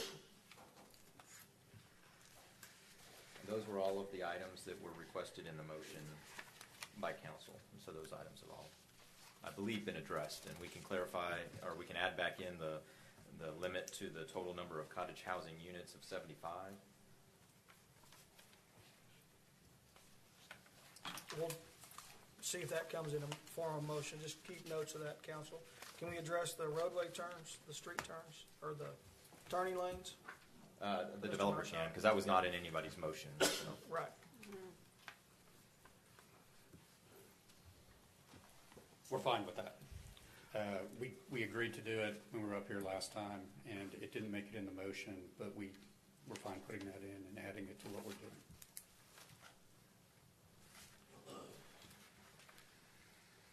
Council?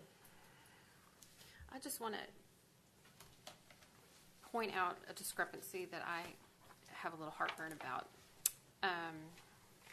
At our first public hearing, I asked the question about whether the proposed density was the least dense that the project could sustain and be viable for. And the answer was, we're pretty close. And I keep hearing changes to this that make that statement false, and it gives me some concern about credibility. So if you want to address that, I know you didn't make the statement, but it was made on behalf of the developer, and I have serious concerns about that. Well, there is some flexibility in the amount of density in this project. As you guys know, the way this is set up, the maximum units it could be is 1,200. But it can also be less. I mean, it depends on ultimately the size of the lots, but ultimately the maximum is 1,200. And I think there's been some confusion about the cottage housing or townhouse or neighborhood residential, whatever you want to call it. We're happy to make it clear what that limit is. And if it's unclear the way it's drafted, and I know a couple of neighbors have brought it up, and if it's unclear, our intention is not to pull the wool over anybody's eyes. If we need to clarify it and limit those number of units in the neighborhood residential or cottage or any of that, we're happy to do that. Because, again, we want everybody to understand what they're approving, and we want to understand what's being approved. So we're happy to clarify any density-related issues.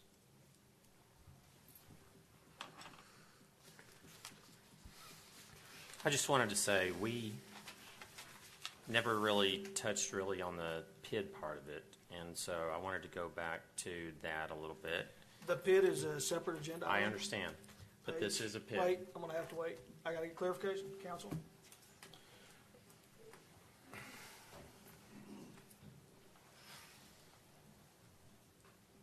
The PID is not addressed on this item in any way, shape, or form. It is not. If it's somehow related to the zoning, that may, or the density. PID doesn't relate to the zoning. That's financing separate items after this item. Well, you haven't heard what I'm going to say yet. So. But you can't address anything with the PID that doesn't address this item. That's what I'm asking for a legal clarification on. Well, then I won't call it a PID. It's that unnamed thing. Okay? You want to give me a suggestion? If we hear what the question is, that might help. You bet. I'm more reading the definition. If the governing body of a municipality or county finds that it promotes the interest of the municipality or county, the governing body may undertake an improvement project and confers a special benefit on a definable part of the municipality or county or the municipality's extraterritorial jurisdiction. And my question about this all is, where's the special benefit? I mean, where is the benefit that's outside of anything that we've seen in the last 3 years? We're not suffering from a lack of density in other parts of the city. We're not seeing people clamoring for this out here. Where is the special benefit? That's something that would have to be taken up in the PID item. When you look at creating the PID, you're looking at the public improvements that are proposed to be created by the PID and whether those confer a special benefit. Sure. And so that would be the item taken up in the PID. Absolutely. Okay, so we won't be discussing that item at this point. Council? So just in the project in general, I would ask where the special benefit is.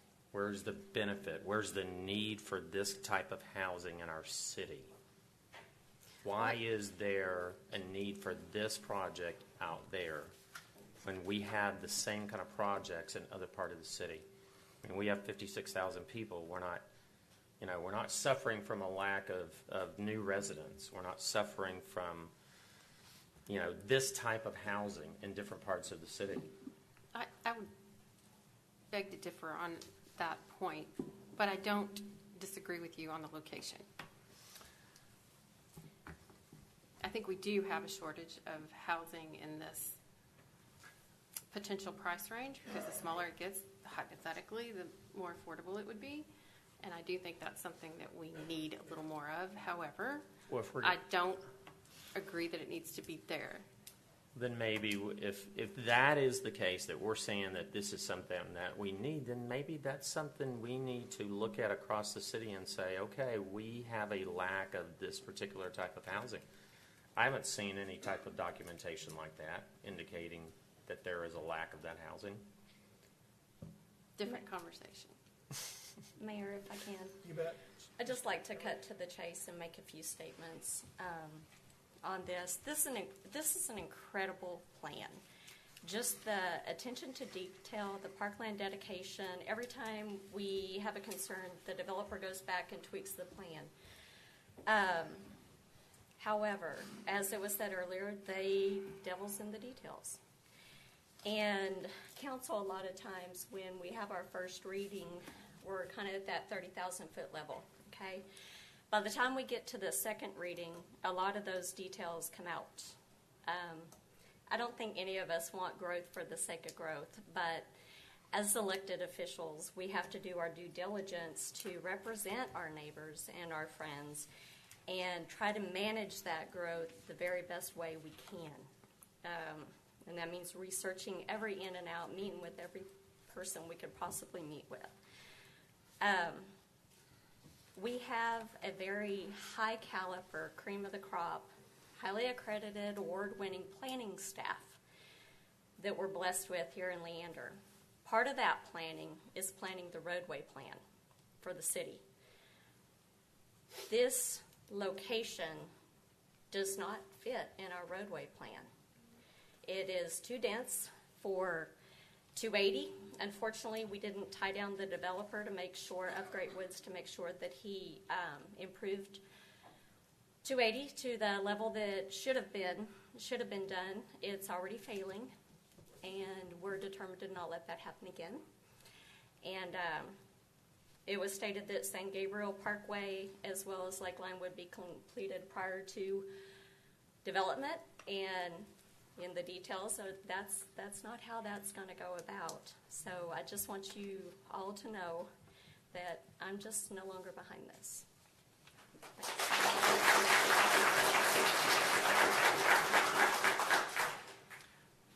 Can I? Yep. Since we haven't had questions, and I've met with a lot of people in the last 5, 6, 7 days.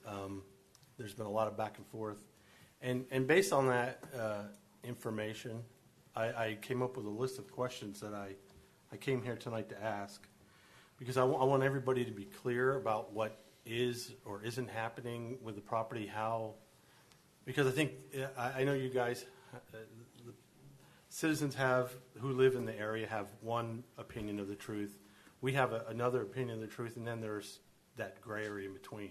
So I'd like to try, hopefully, to educate council as well as you as to what some of the things have been said and get clarity on them, so that when this is or isn't denied, you'll have some idea of why I think things are going the way they are.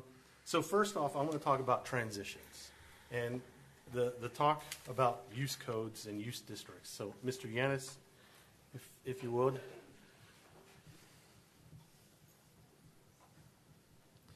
So when we talk about a use code, what is that within single family, or is it between commercial, residential? Is it how, in your opinion, when you look at things like this, is that how you look at it or I want to know how you look at it when it comes to that? Well, it's both, and it's not really my opinion. It's actually what our ordinances say. So, okay. That's the other thing I wanted to... Right. Our composite zoning ordinance talks about two different types of transitions. The transition between different land use categories, so that being residential and non-residential. Right. And then it also talks about within residential, the transition between different product types. So when we look at the intent statements of the composite zoning ordinance for each zoning district, that's where we determine what the intent of that district is as it relates to being a transition. What is it a transition from and to? Right. So in the this case with Chapman Parks, what we're looking at is the transition from not only the areas adjacent to the property, so outside of Chapman Parks, but also within Chapman Parks, how do you transition from one lot type to another or product type to another? So as it pertains to transitioning from the areas outside of Chapman Parks to Chapman Parks, we look at what's on the boundaries.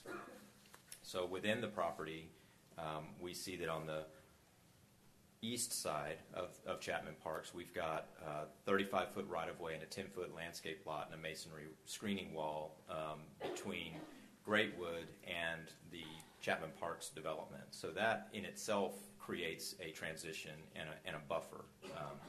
And then within Chapman Parks, the change that the council made in their motion was to utilize the single-family urban use component as the transitional lot type, as the first one as you enter the subdivision. And that's appropriate, and that's in keeping with the intent statement of that district. And it reads actually that this component provides moderate-sized lots that may serve as a transition between larger lots and higher density areas. So it's kind of the perfect lot category. And that's SFU, right? That's SFU, to make that transition. So our code looks at the larger lot sizes as SFS, SFE, and SFR. So they would be somewhat grouped. Correct. Okay. So I hope that Yeah. answers the question. And then within the project, we also look at, you want your higher density product types towards your higher classification roadways and towards the neighborhood commercial centers and that sort of thing. Right. And then so I don't know who can answer this better. We for the most part, when we do I think something that we passed recently is when we have a certain lot acre size for a development, that determines how many different product we want to offer in there. That's correct. So in this one, am I correct in stating that there's actually 5 in this one? How do you Yes. How do you determine that the cottage homes and the neighborhood residential, Correct. along with the other 3? Sorry, each use component would count as a different type. So you have SFU, SFC, SFL, SFT, CH, and NR. So 1, 2, 3, 4, 5, 6 different types have been included in this project. Right. So I mean, is that overkill to some degree? I mean, I think that's one of the issues I had that I didn't really think about before, but now with having that many in there, is it something we're really striving for, to have that many? Is that because I don't know if does it make Sure. it how easy does that make it for the developer to try to fit all that in when it comes to time? And I know now they have to give us something to look at. I think we asked for it, but we know that potentially that whatever goes in there may not look anything like that once they get to the plotting, because whatever we decide, if we decide to make some sort of amendment to it or more changes, that may affect how it's laid out, so to speak. But I know we have some idea based on that, but I'm just wondering, I don't know that we've ever had one with 6 different housing types in it. I don't know that we have either. And remember that the 2 districts, the neighborhood residential, and actually 3 of them, SFT, neighborhood residential, and cottage housing, there's a 0 minimum percentage. So they don't have to do any of those 3. The only 3 that they are required to do are SFU, SFC, and SFL to meet our ordinance. So they added those in as a marketing option, if that's where the market is. And for a fill-in. Because you just have to have 3. Right. Okay, I got you. That makes sense. That makes sense. I just wanted clarification for myself. So the other question I had, and I've had conversations with both the developer and I think this is right now, it is zoned interim SFR. Is that correct? That's correct. Because it was just annexed, and anything that's annexed into the city comes in as an SFR interim. That's correct. And so in order to do any development on that property, it has to get some sort of a permanent zoning. That's correct. So that's basically what this is. It's coming in, and the developer's deciding what they want that zoning to be. That's correct. Yeah, because it came up with Whit Ranch recently, and even when Greatwood came in, they were both interim SFR. That's why they had to come before us in order to be developed, because they had to tag interim. So that's another thing I think that's been banted about back and forth about what is and what isn't. The other thing about the 50% alley loaded. So that was something that was set up by the developer, or was it based on the number of 40-foot lots? No, so the land plan that came before the council for review at first reading included 56% of the lots were rear alley access garages. And the reason that was important is because it had to do with the actual layout of the project and how different lots approached green spaces and fronted on different amenities within the property. So when the lot width changed for SFL and when the maximum percentage of SFL lots changed, we wanted to make sure that didn't change the overall character of the land plan and how those lots fronted on different open spaces and things like that. And so that's why we put that percentage back in there to make sure that the land plan itself stayed true to what was shown in the picture. Yeah, and I know the developers may have needed clarification on that because I've had that discussion with them as well. Right. So, and then the masonry wall, I mean, that was talked on and off. I guess that's not part of the amendment, so I don't really need to talk about that. Trying to think of what else might be in here that pertain to the zoning. So one of the other things, and based on the transition. There is none. Right. Well, no, I'm just saying that, I mean, if this project doesn't, I'm just saying based on how we perceive transitions, if this doesn't get built with this designation, if it comes in as some other, just a neighborhood with 50, 60, 70-foot lots, we're going to have the same issue. But that, again, is based on what the developer wants to do. So, again, that's always been my concern, is that if this doesn't go in, I think we're going to end up getting something that the neighbors still might not be happy with because it may not go up.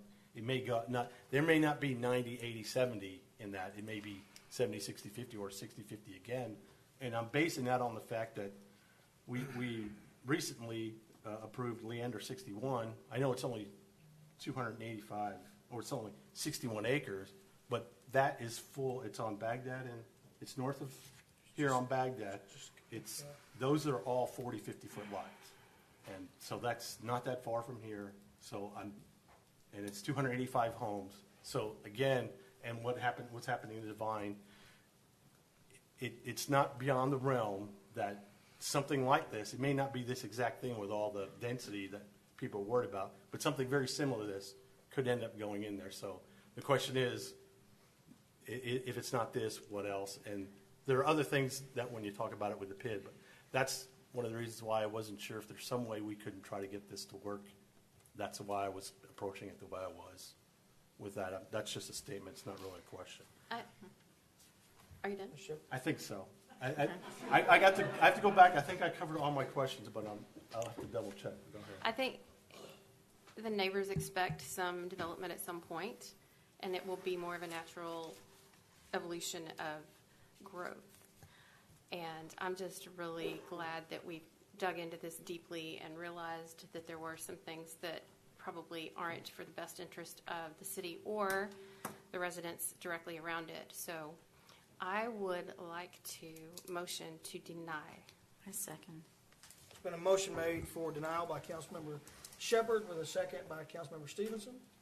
Is there further discussion? Yes, sir. Yes. So I got to say something also. So after the last meeting, I felt, and kind of thinking back over the weekend, I felt really comfortable with the decision we made at that time. And after that weekend, it started listening to the developers, started seeing some of the things that they had changed in the PUD documentation, and felt like they were trying to sneak some things in there. And I know it probably wasn't their intention, but it seemed like I felt like I was being thrown under the bus a little bit for some of the help that I was doing, and I really did not appreciate that whatsoever. And that and with the cost estimates for San Gabriel just really made me reconsider this, and I just wanted to say that. Great. Go ahead. I'll just have to say I've had really great interaction for the most part.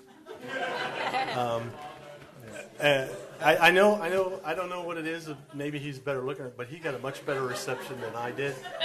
But I brought beer. Is that what it was? Well, I had heard they were drinking before I got there, which was the issue, which may have been the hangover. But can you go ahead and adjust that delay on the? Yeah. Sorry, we knew we had this planned. Sorry, but I've had nothing but frank and honest conversations with both the residents, especially her back there. I enjoyed meeting with him a number of times. He's really on top of his game, and you guys did a great job. But I've also had interactions with Jim and both Blake and Steve, and I appreciate all that they do. I know for a fact that they wanted to try to find something that we could all work together to make this work. So I think it was worth the effort to go through all this. I say that now because we're almost to the point of voting for it. But I think it was worth it to take the time and meet with everybody. And I think I have at least you guys, I think people understand what we have to go through with this and why we do what we do. And the process is the process. It's unfortunate that we can't get interaction because, like he said, they gave two workshops on this, and there was absolutely no feedback. I mean, I don't know. Maybe that's again. It's something we need to work on both sides. So this doesn't seem like it's rushed. I don't like that fact, but it's the process we have. You have to work with it, and it'd be great if we can get it better. But I respect both sides, the developer and the residents, when it came to this issue. And Mayor, Thanks. if I may, I just want to state to those developers, we are not anti-development by any means. This is seriously an incredible project. I was in love with it on paper. I went out to the neighborhoods. I saw where it could fit, but it just doesn't fit. But some people get frustrated with us a little bit on we take so much time on every issue that comes in here. But as it was said earlier, we've got one shot to do it right. And that's how we want to grow Leander. That's how we've done it my 10-plus years here. And that's why y'all are here, because you love what's here. So just want to keep it that way. Thanks. Great, Council. We do have a motion and a second for denial. Is there further discussion? Okay, we're voting on denial of the project. All in favor of denial?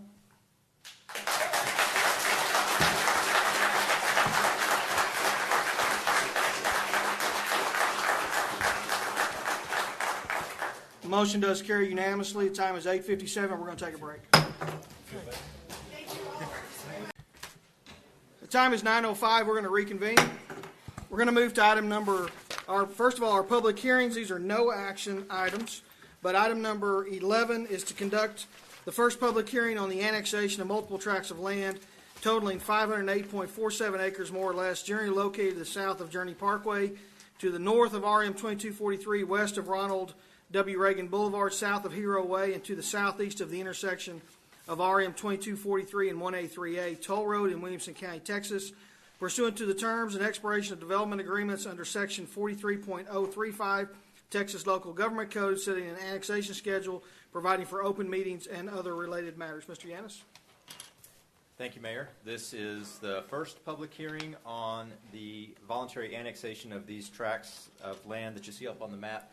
These properties went through the involuntary annexation process back in 2012. All of these landowners entered development agreements with the city under Chapter 43 of the Local Government Code, which stipulated that after the term of those agreements, the properties would come in voluntarily, and y'all passed a resolution accepting that voluntary annexation petition at your February the 1st meeting.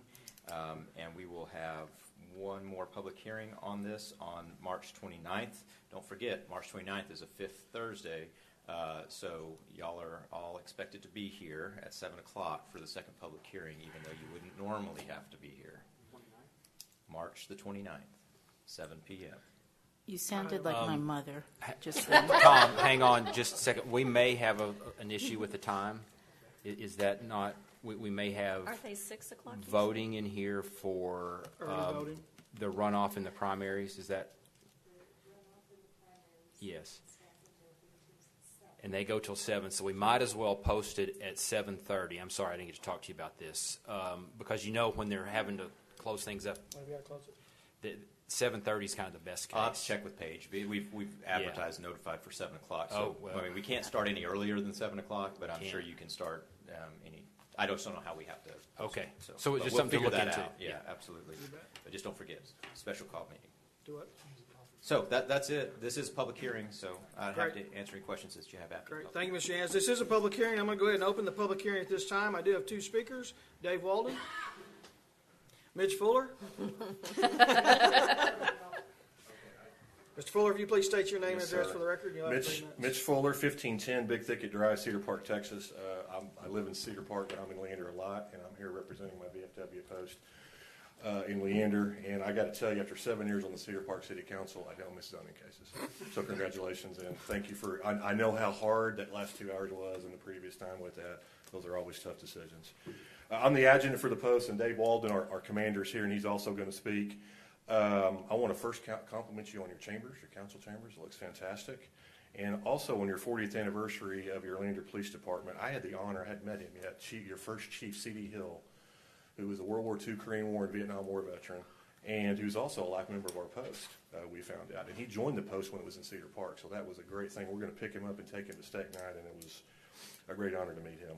We're here to support this annexation. You can't miss the VFW property. If you can see that little flag lot right there that goes up there. So part of us are in the city, part of us are not.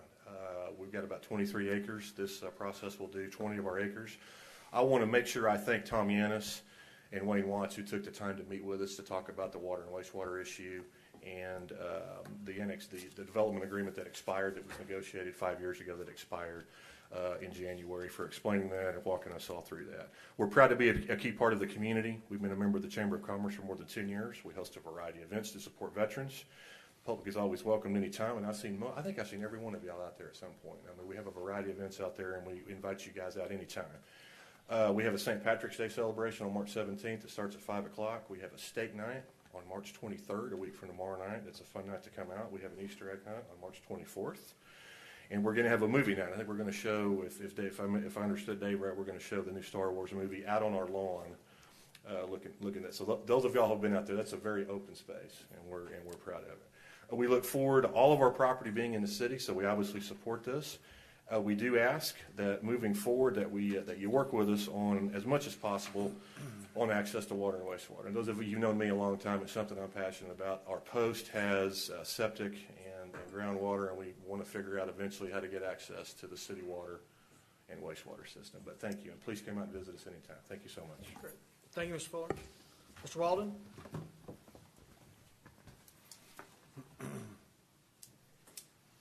Mr. Mayor, council members, thank you very much for having us out here tonight. Like Mitch said, we are in, David Walden, 4309 Silver Hill Drive, Lago Vista, Texas. I do live in Lago Vista, but I am out here representing the VFW post here in Leander, 8760 Ranch Road, 2243. First of all, let me say my guys at the post would laugh at you guys for giving me a mic. Good thing you got a timer on me, because I can get a little long. As the mayor knows, he's been out there and listened to me a couple times. As Mitch said, special shout outs to Mr. Cagle, Mr. Yanis, and Mr. Watts for their help for us figuring this out. A lot of this was done 5 years ago before Mitch or I were even at the post, and so we were trying to figure a lot of this out. So just a couple things I wanted to point out. Like I said, we are in favor of this annexation, but we do ask that you guys consider the fact that there is no wastewater or city water out in that area that is easily accessible to us. The wastewater is across the street, so we can tie into that, but the water lines, as far as we were told, are all the way over at the toll road. They're at the corner of the toll road there. The building itself, in that little flag lot that you see that's already in there, the little yellow dot above ours, that's been in the city already for 5 years. And so it's been out there for 5 years, and there's no city or wastewater or city water in 5 years for the building. So what's the reasonable expectation to get water in the next 5 years is kind of our question. And you know, some of what we've been told is, hey, there'll be some development out there. Somebody will get a line out there, and then you guys can just tie into that. Well, you guys are here today, and you were talking about growth for the last couple hours over at this subdivision. When we look at our growth at the VFW, we've put in 150 new veterans this last year alone, not to mention their families. But if we need to grow our facilities, and we're in the city limits, we can't do so without wastewater and access to the sewer. And that's due to fire and safety code and everything of that nature. As part of the only veteran service organization made up of entirely combat veterans, every one of us fought for democracy, and we thank you guys for what you do to keep our democracy here in the city of Leander. So thank you all very much for your service here. As Mitch said, we are a very community-driven organization. Last year alone, we finished 8th in the nation in our division for community service hours with over 2,500 community service hours. Not to mention the sponsoring of our Boy Scout troop, scholarships for local students, Meals on Wheels, where we fed 150 shut-ins, and over 1,000 families with Operation Turkey. We also do teachers organizations, teachers awards, and scout awards, and we also have first responders dinners to recognize our first responders in Leander and Cedar Park. So I would ask that you guys just keep us in mind, like Mitch said, work with us out there, if you don't mind, on our city wastewater and our city sewer issues. Thank you very much. Great. Thank you, Mr. Walden. This is a public hearing. The public hearing is still open. Would anyone else like to speak on this item? Would anyone else like to speak on this item? Hearing none, I'm going to close the public hearing. We're going to move to item number 12.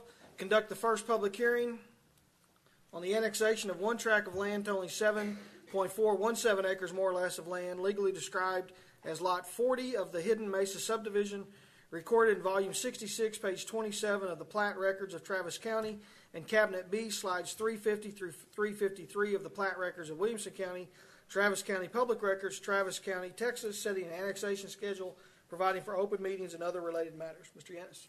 Thank you, Mayor. This is the public hearing, first public hearing on the voluntary annexation of this tract, which is right here. This is County Road 290, and this is the strip that we annexed voluntarily in 2015, I believe.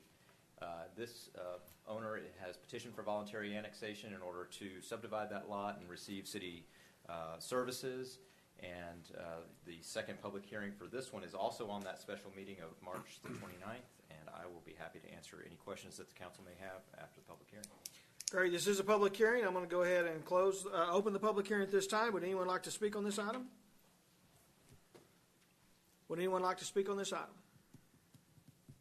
Hearing none, I'm going to close the public hearing. We're going to move to our public hearing. These are action items. Item number 13, conduct a public hearing to consider the request of Phil Dupree on behalf of Kristen Whitbeck regarding special use case 18-SU-001 to consider action on a special use permit to allow for office warehouse uses on two parcels of land approximately 10.2514 acres more or less in size, more particularly described by Williamson Central Appraisal District parcels R031713 and R433340, and located at 8 Mockingbird Hill, Leander, Williamson County, Texas. Mr. Yanis. Thank you, Mayor. This is a public hearing on a special use permit case. We don't get a lot of special use permit cases, so I thought I would take a little bit of time just to explain what it is. In the composite zoning ordinance, there are two different use types. There's use that's permitted by right, and so that's the uses that are listed within that zoning district. So if it's a local commercial zoning district, there's a list of uses specific to that district that are permitted by right. And then the second type of use is one that's referred to as a special use. And a special use permit allows for a land use in a given zoning district and requires more review by the P&Z and council in order to ensure that it's compatible with the proposed uses surrounding it. And what Ms. Whitbeck is proposing as her special use on this property is the ability to do office warehouse. In the local commercial zoning district, we do not allow office warehouse. You have to have the general commercial district in order to do that. However, in this location, based on the land use plan, general commercial is not a supported use component. But because this is sort of an area in transition, we believe that, and the commission recommended approval of this special use permit to allow the use of office warehouse for up to 10 years as this area transitions, and to allow for that use in this location with that expiration. However, Ms. Whitbeck would have the ability, if this is approved, to come back at the end of the term and request an extension as well. But this does give her some time with the buildings that she built prior to annexation, as well as future buildings, to be able to market them for that office warehouse use. And then as the area matures and there's more residential uses surrounding it, they can be converted into the retail type uses allowed under the local commercial district.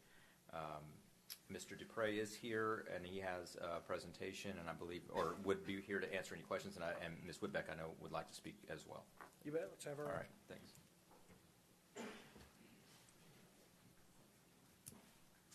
I will be happily very brief.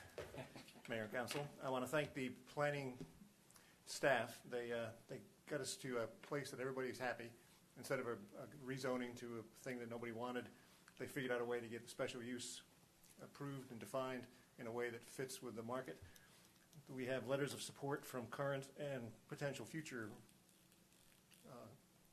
renters in her property, and she'll be building a building a year, say, and she has leases that are 5 years long for current and proposed tenants. And that's the kind of folks we want to get in here, 5-year leases. If she builds one building a year, she needs the 10 years, and P&Z understood that, and they approved this unanimously. And I ask for your approval as well, and I'll answer any questions, and maybe Ms. Whitbeck has something to say as well, I don't know. Ms. Whitbeck, would you like to speak?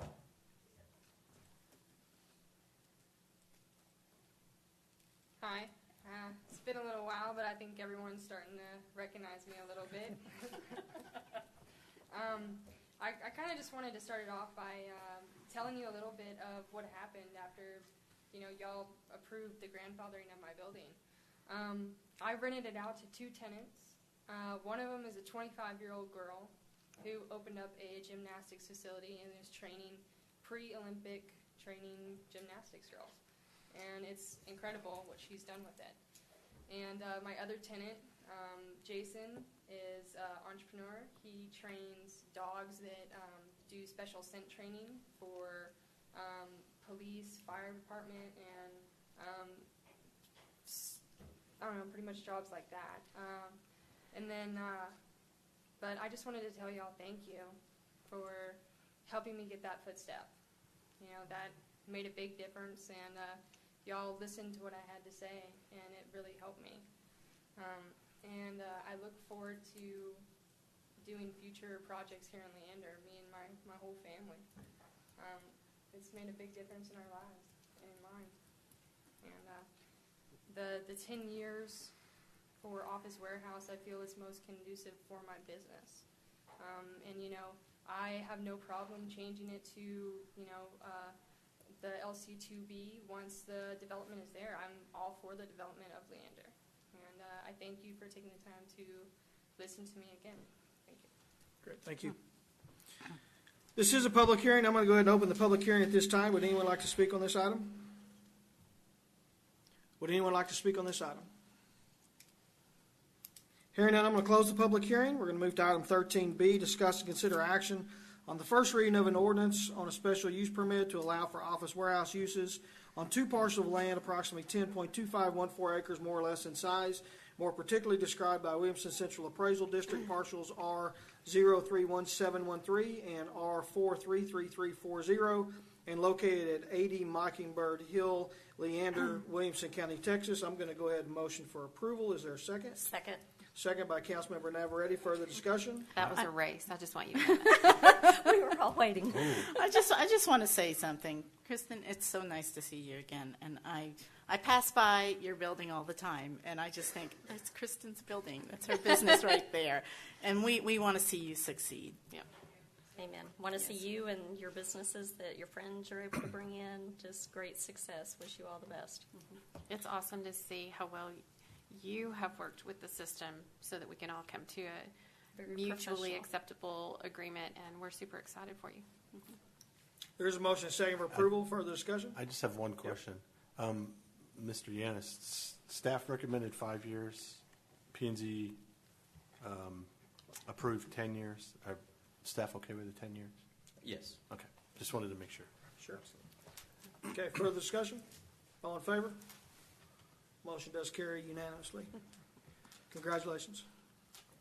Item number 14, conduct a public hearing to consider the request of Phil Dupree on behalf of Mike McClendon regarding zoning case 18-Z-002 to amend the current zoning of interim SFR 1B single family rural and interim SFS 2B single family suburban to LC 2A local commercial, with the condition that there is no building size limit on two parcels of land approximately 8.538 acres more or less in size, more particularly described by Williamson Central Appraisal District, parcels R031578 and R473800, and generally located at the southwest corner of the intersection of CR 274 and Ronald W. Reagan Boulevard on the west side of Ronald W. Reagan Boulevard, Leander, Williamson County, Texas. Mr. Yanis.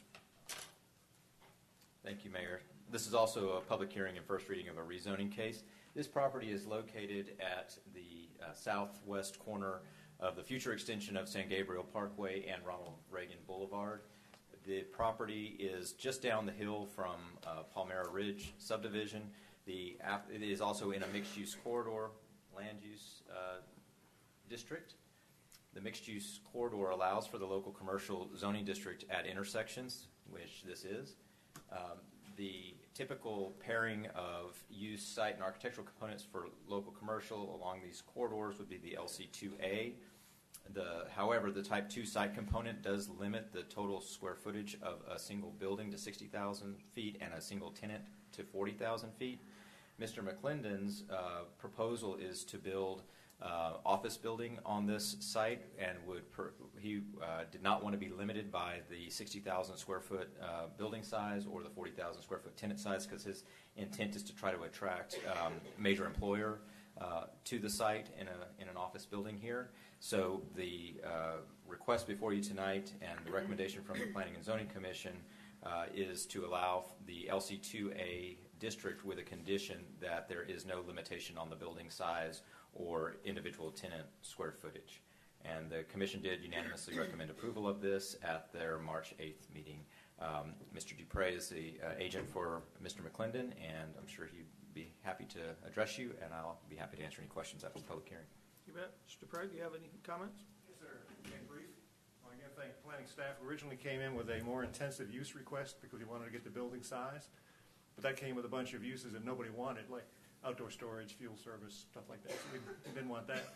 So the planning staff wisely counseled us to say LC2A, building size not restricted. There's still the building height restriction. The building height restriction is still 90 feet. But he envisions a significant building on the corner of these two major highways. And if you've seen McClendon Electric Building and Leander Drive, you know he likes to build pretty buildings. And he's envisioning parking mostly underground because this is slope, and then maybe retail, but certainly office up to the 90-foot limit for the major building on the corner. And that's the reason for the building size dispensation. And P&Z approved this unanimously as well, and I ask for your approval. Great. Is Mr. McClendon here? No, sir. Okay. Great. This is a public hearing. I'm going to go ahead and open the public hearing. Would anyone like to speak on this item?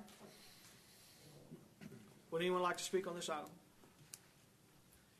Hearing none, I'm going to close the public hearing. We're going to move to item 14B, discuss and consider action on the first reading of an ordinance amending the current zoning interim SFR 1B single family rural and interim SFS 2B single family suburban to LC 2A local commercial, with conditions that there is no building size limit on two parcels of land approximately 8.53 acres more or less in size, more particularly described by Williamson Central Appraisal District parcels R031578 and R473800, and generally located at the southwest corner of the intersection of CR 274 and Ronald W. Reagan Boulevard on the west side of Ronald W. Reagan Boulevard, Leander, Williamson County, Texas. Council? Motion to approve. I'll second. Been a motion Another made for race. approval by Councilmember Navarrete. I'm going to recognize Councilmember Stevenson with the second.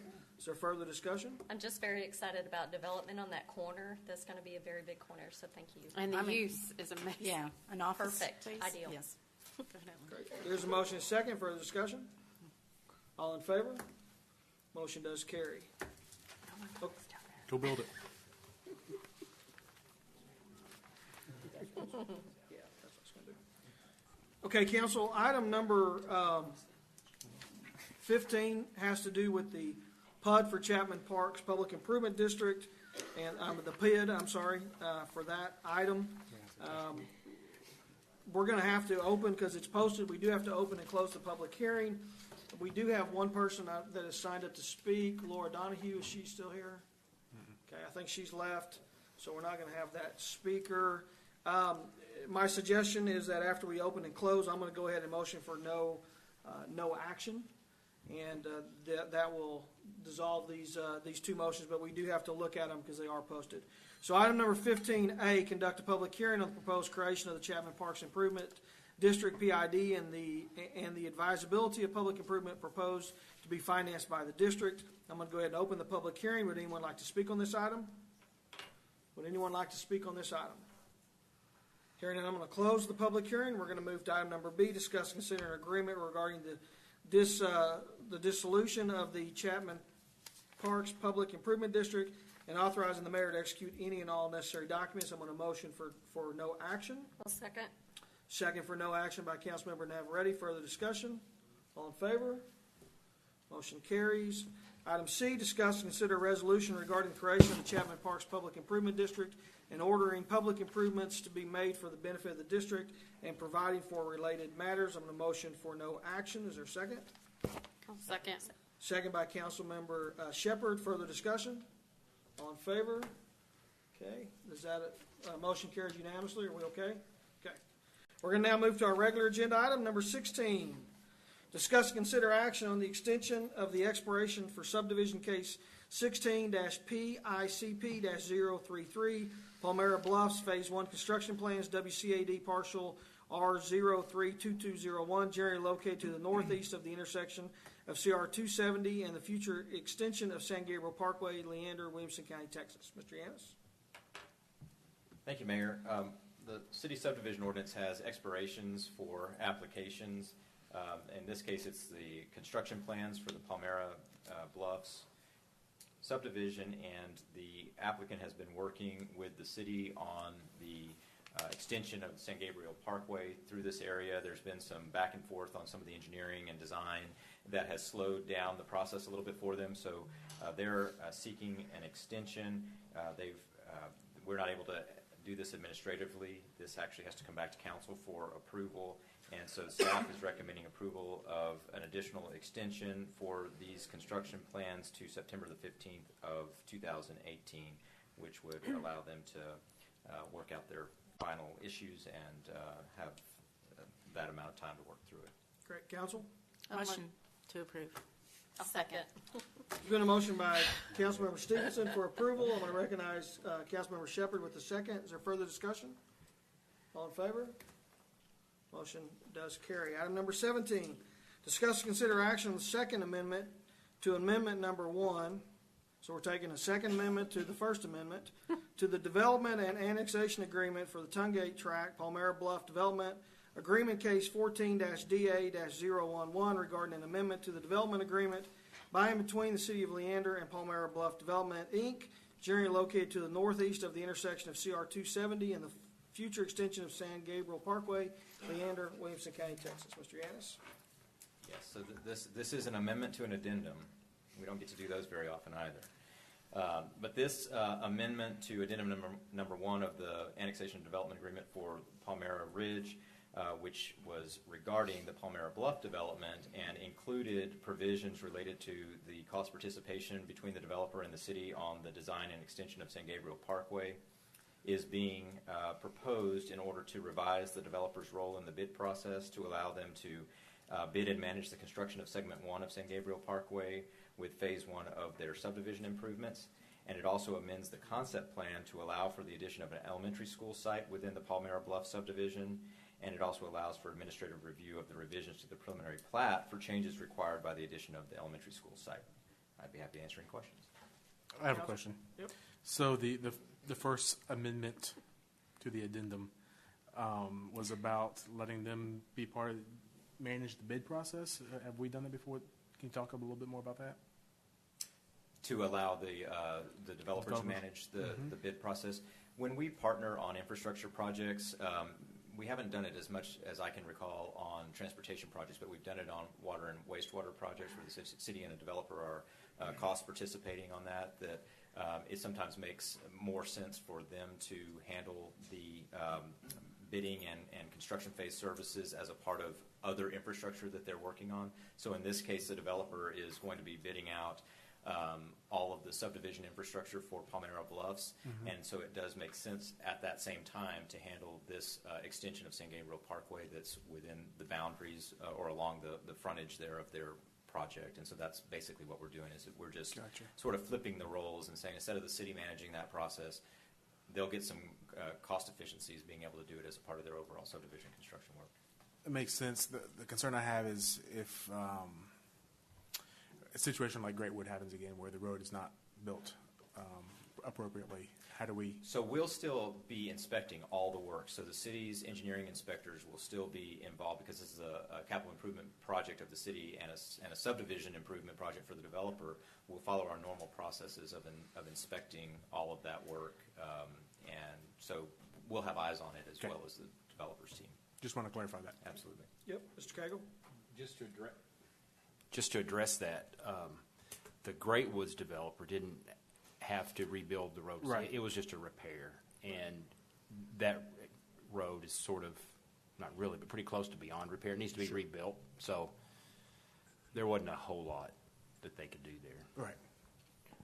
Could I ask just related to the long agenda item we had, what type of roadway, to get everybody up to speed, what type of roadway is San Gabriel through this area? It's a 4-lane divided arterial. Right, and the developer is cost participating on 2 lanes. 2 lanes. Correct. Thank you. And that, I'm just looking at the landscape maintenance exhibit. So we're looks like there's a roundabout. Is that correct? There is. There's a roundabout at the intersection of Logandale Way and San Gabriel. So Logandale Way is basically the collector that runs through Palmyra Bluffs and Palmyra Ridge, and it intersects with San Gabriel there at a roundabout intersection. So you have to refresh me. So arterials with roundabouts is fine. Have we done that before? Nope. This will be our first arterial to collector roundabout. We have collector to collector roundabouts, but this will be our first arterial to collector roundabout. So there's no issues? I just want to make sure. No, sir. We've hired a expert firm in the design of roundabouts. Their firm designs and does peer review of designs on roundabouts across the country. And we've hired them to do peer review of the design work that the Friesen Nichols firm is doing on the San Gabriel Parkway. So will this be different than, I guess, in design than any of the other ones? It's slightly different in design because it's designed in a way to accommodate some larger vehicle types, and so it'll have some larger radii than a typical. But just to further answer, there are a lot of faux roundabouts in town that aren't really roundabouts, so it's make sure we're comparing apples to apples. Right, that's why it's tough. We have to put a sign. This one was built before, so people know this is not what to expect. No, and that's one of the things that we learned. I think we had this conversation at the retreat. Staff is good at a lot of things, but we're not experts at many things. And so one of the things that we recognize is we are not experts, and we don't have anybody on our team that's expert on the design of roundabouts. So we went and reached out to somebody else to say, we really need some help in figuring out how to make sure that we're doing these right, because we want to get them right so that they serve the purpose that they're intended to serve. So. As long as it has the chief's approval with the thumbs up, we're good. Yeah.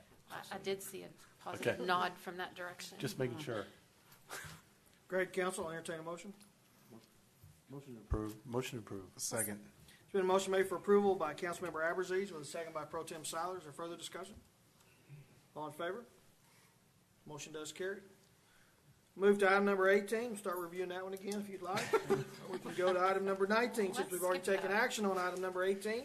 Item number 19, discuss and consider Amendment 2 to Task Order HAI-8 with Half Associates for professional services for advertising, bidding, and construction phase services for the Metro Drive Extension Project and Pedestrian Hybrid Beacon Project in an amount not to exceed $77,605, authorizing the city manager to execute any and all necessary documents and providing for an effective date. Mr. Watts. Well, I don't know what more I can say than that, Mayor. Would you? Do we have it do we have it on where we can just show where that's at for everybody, where the pedestrian beacon is going? We did not prepare an exhibit for Okay. that. That's okay. Can you We verbally did tell open us? bids on that today, though. Can you verbally tell us where it's going? It's going to be for the, across Mel Mathis at the trailhead that Cap Metro's building. There you go. Thank you. Council? Motion to approve. A second. There's been a motion made for approval by Pro Tem Siler. Is that Councilmember Stevenson? Yes. Ms. Second. Is there further discussion? All in favor? Motion carries. Thank you. Item number 20, discuss and consider directing staff to bring back an amendment to the Code of Ordinances, Chapter 8, Offenses and Nuisances, Article 8.04, Noise, Section 8.04.001, generally. This item is sponsored by Councilmember Hill. Councilmember Hill, we do have a speaker on this item before we turn it over to you. Mr. Glenn, thank you for waiting patiently.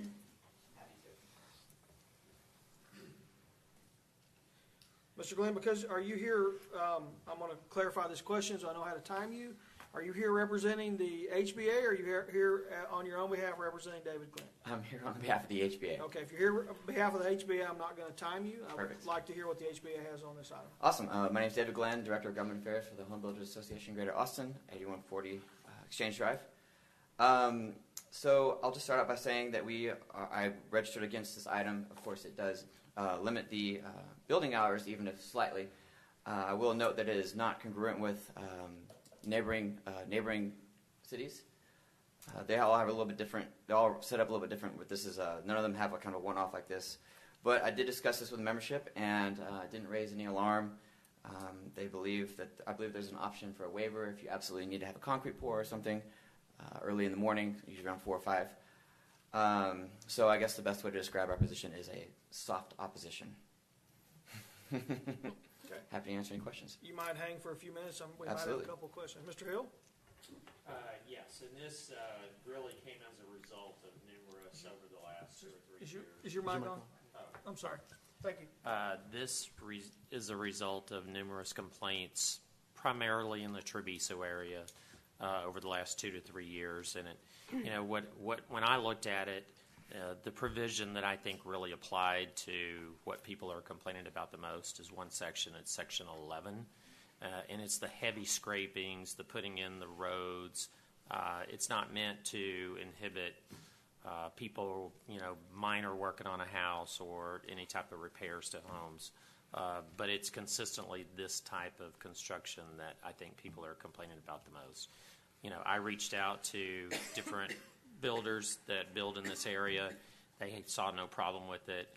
They were looking for something that would kind of ease the complaints that they too had gotten over the last couple of years. So I think it's a good compromise. So I don't think it is going to slow down any building. And if somebody does need a waiver because of weather, I would propose that that's easy to get. So, Can you remind me what your amendment is again? It's to change the hours on Sunday from 7 a.m. to 10 a.m. Just on Sunday? Just on Sunday. Couple things. I think when we spoke about this at the last meeting, the reason that we had the Home Builders Association come back is because you said that they were in support of this. So I'm seeing a little different interpretation of that. And because this is only one day of the week, I don't see a tremendous value to this. So I don't have a strong opinion one way or the other. I just don't really see that it's going to affect much change. Well, if you live close to that area on a Sunday, I think you'd see a bit. But you live there every day, and the area is in understand. development. I mean, it's going to happen. It's true. But I think, by not restricting it on Saturdays, this allows builders to still accomplish what they want to accomplish, but it gives residents one day out of the week where at 7 a.m. you're not being awakened by heavy construction going on nearby. And I don't think that's too much to ask. So the way I feel we're in a high-growth area, and this is going to happen, and we have an option in place to get a change for, concrete pours. So I'm going to make a motion to leave the ordinance as is. Is there a second? I'll second. Been a motion made to leave the ordinance as is and not bring back to council by Councilmember Navarrete with a second by Councilmember Shepherd. Is there further discussion? Mr. Abbazoo? The only thing I'm looking at is within 600 feet of any occupied. So the question then becomes, are we going to be sitting around measuring where 600 feet is when it comes to construction? So do you have an it's opinion on that? Well, what's used today? I mean, it's in there today for a reason, obviously. Right. So, I fail to see why it's a concern. I mean, this has been an ongoing thing. I think the mayor's gotten some emails on this too from the gentleman that contacted me. So it's been ongoing, and if you look at especially the Treviso area, there are new sections opening all the time. So this has been 2 to 3 years that people have had this kind of interruptions, and it's every weekend. So, it's not my intention to slow down anybody's projects. I just think that residents deserve one day out of the week that they can get some peace and quiet until 10 o'clock. I'm all for supporting the residents by any means. I live in Crystal Falls, and I've had that for the last 15 years, so I don't think it's any different. I guess my question is there actually somebody within 600 feet of any of the scraping? So, Absolutely.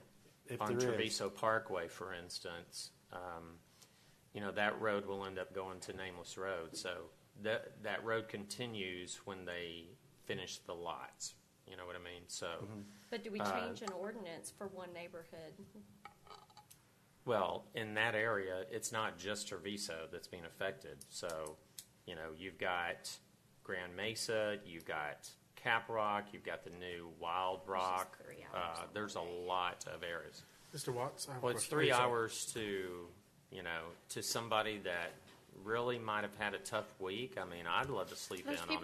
There's people that work on Sunday and want to sleep in on Monday or Tuesday. So Sure. I don't see that we're benefiting the vast majority of residents by doing that. I think Do you have any evidence of that? No, I just said I think. I think that in order to give benefit to the greatest majority is to get the job done more quickly. Just my opinion, but that's where I'm coming from on it. Mr. Abbazoo, you had a question for Mr. Watts? I did. No, it was Jeff. Mr. Seiler. Mr. Watts, can you explain a little bit right now what the impact of a 7 a.m. Monitoring of this versus 10 a.m. monitoring on a Sunday is for staff? And can you also explain what the waiver process is to get a waiver to avoid the 10 a.m. to move it up earlier? Well, I'll address the first part. I'm not sure I understood the second part. Okay. Do we have noise police? Well, I mean, it's some heavy-duty noise when you have a rock hammer going, when you have a hoe ram going. There's no doubt about it. When you're scraping, their noise. And in particular, Mr.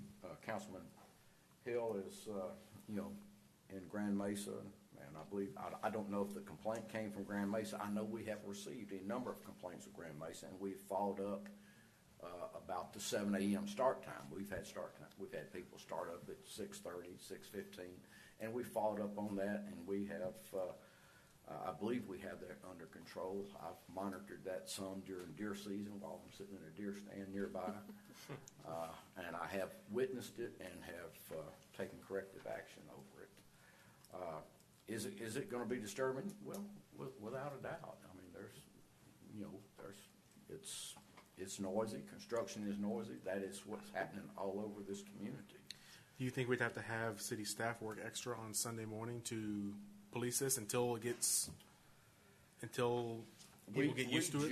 We generally rely on citizen complaints for that, unless we are in an active monitoring situation due to citizen complaints. Right. Okay. Would you be able to monitor it from your deer stand if it were 10? No. I'm probably gone about 10 o'clock. Unless you got some. I guess, well, go ahead. The second part of my question, let me try and clarify it. What is the waiver process like if somebody wants to waiver to avoid starting at 7 a.m. now, and then if they want to start at 6 a.m., what does that look like if we pass this and they start at 10 a.m. and they want to start at 7? What's that waiver process like? They'll have to come to council as any other outside of the 7 a.m. to 9 p.m. work hours. Yeah, and that was my concern is that, when they want to do that, if they have to, and who knows how often, it's a process. They got to get it on our agenda, come to us to have it done, to have it done earlier. Whereas that one day that they did that, what if it rains? They'll have to have something. And I don't know. I just see that that's another problem. I think that was my issue concern. and something to consider. I don't have a problem with people taking off Sunday morning. I wish we could all do that, but I think I don't want to put extra manpower from our staff into having to deal with that. I don't think we're asking for any manpower that we don't already use. Well, if you make a rule, you got to It be able doesn't to sound like enforce there's it. any manpower. If somebody calls in, then you're reacting to a complaint, correct? That's correct. I have a question. So if somebody were to call in on Sunday morning, who would they call and how would you know who to call? Well, generally they're going to end up.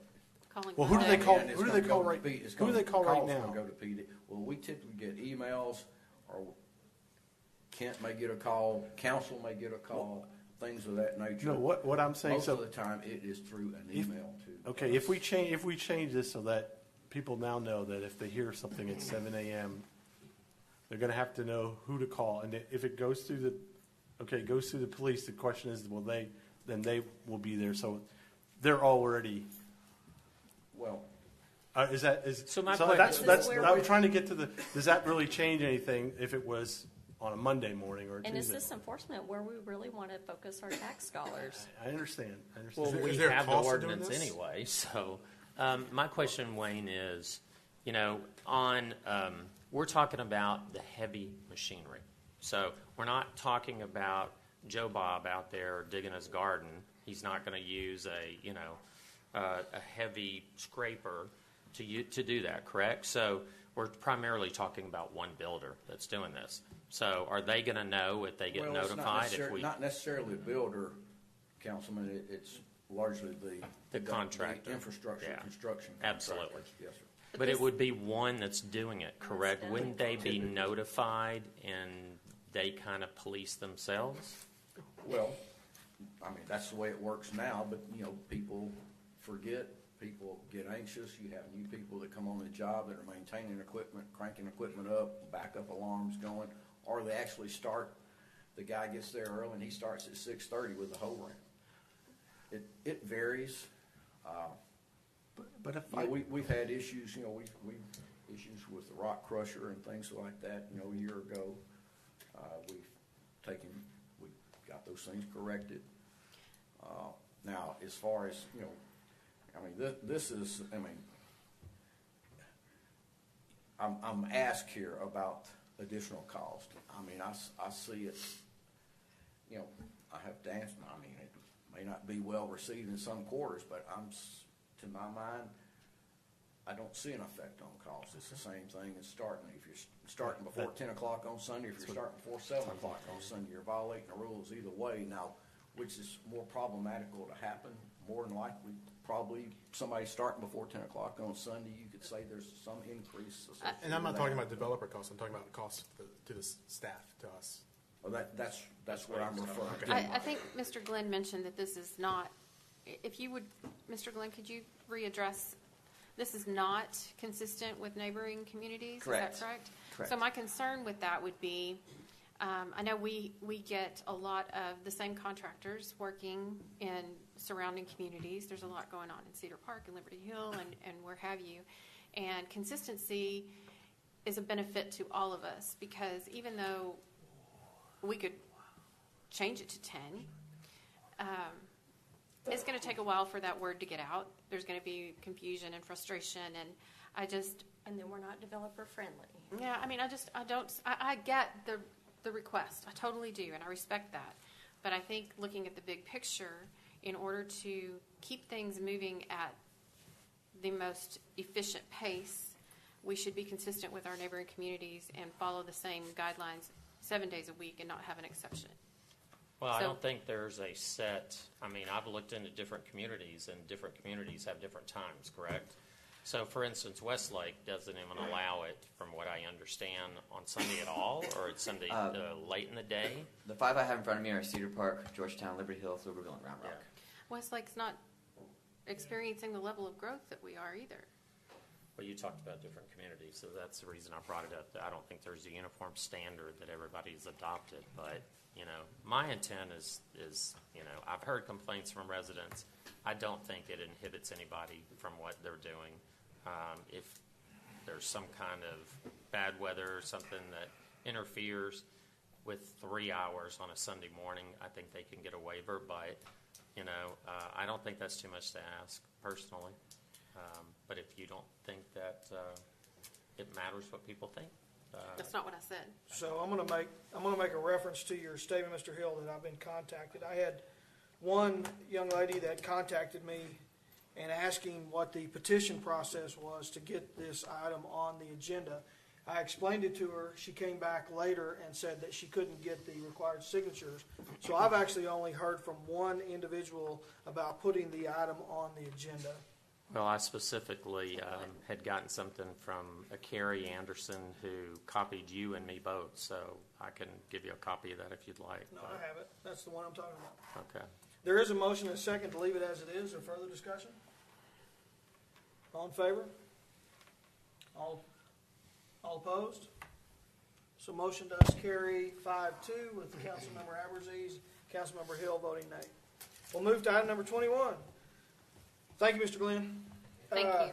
Discuss and consider an ordinance amending Chapter 10, Exhibit A, subdivision ordinance, and Chapter 12, Article 12.07 to regulate design standards for traffic calming devices on private roads, providing severability, savings, open meetings, and effective date, and providing for related matters. Mr. Womack. Good evening, Mayor and Council. As the Mayor's already said, this is a consideration for adopting traffic calming devices for private streets. Back in February of 2016, the city did adopt a traffic calming policy for public streets. This current policy does not apply to private streets. Since this initial adoption a little over 2 years ago, the city has received requests from several property owners along private streets and associations to install these devices on their privately maintained and owned streets. The city does have an interest in standardizing these devices, whether they're installed on public or private streets, just for expectations of the general driving public.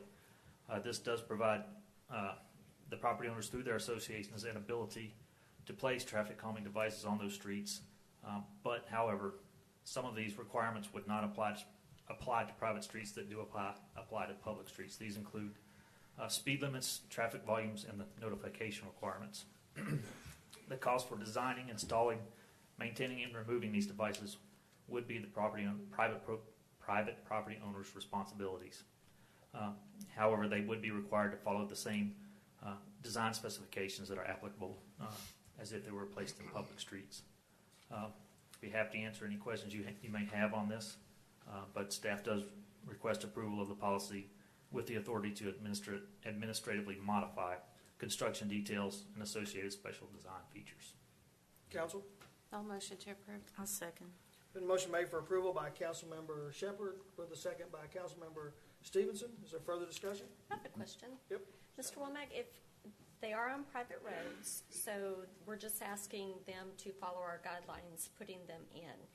What if they start to deteriorate or something where it would cause, issues or hurt to our city vehicles? Well, since they are private streets, they are responsible for maintaining those. Okay, so we would actually work with them until hey, it's no longer complying We would to probably code. notify them, yes. Okay. And Mayor, if I may, questions around the emergency vehicles. So is this all going to be coordinated with the Chief Gardner as to what is or isn't acceptable devices? We did design the details so that emergency vehicles can straddle them. Right. There are gaps between the road humps. So a normal car or truck could do that or couldn't do that? A full-size truck, yes, but a compact, they're going to have. It's going to slow those down more. Okay. I would think. I just want to make sure that we put them out there and it doesn't do any good. What's the point? That's all. That's all. Yeah, I think you answered my question. There is a motion and a second for approvals or further discussion. All in favor? Motion does carry. Item number 22, receive water use and supply update for the month of February 2018. Mr. Womack. This is for February 2018. If you look at the executive summary, you'll see that the combined storage has not changed. It's still 85%. It's a slight, possibly a slight decrease since January. But as of a year ago, combined storage was 99% full. But if you look at this, you'll see how it's decreased over time. This chart goes back all the way to February. This one's, it's not in your packet, but LCRA did issue this in the meantime. So again, it goes back to March 2017, about a year ago. The date of this of the modeling was March 1st, and you can see that the solid line is the actual combined storage in the past, and then the future going forward 6 months all the way up to September 2018. And depending on how you look at this, if you're an optimist and anticipate wet conditions in the spring, this combined storage is actually higher than the February projection. However, if you're the pessimist, these are slightly less under the dry or extreme dry conditions. Inflows for the last month are 29% of the historical average at 24,000 acre feet. And these are the Leander numbers. If you look at the column with the blue numbers, you'll see that the peak day for February was 5.07 million gallons. Compare that to 4.61 million gallons for February 2017 in the red numbers just to the right of those. Continuing down the chart, here you'll see the total use, 116 million gallons for February 2018 versus 109, almost 110 a year ago.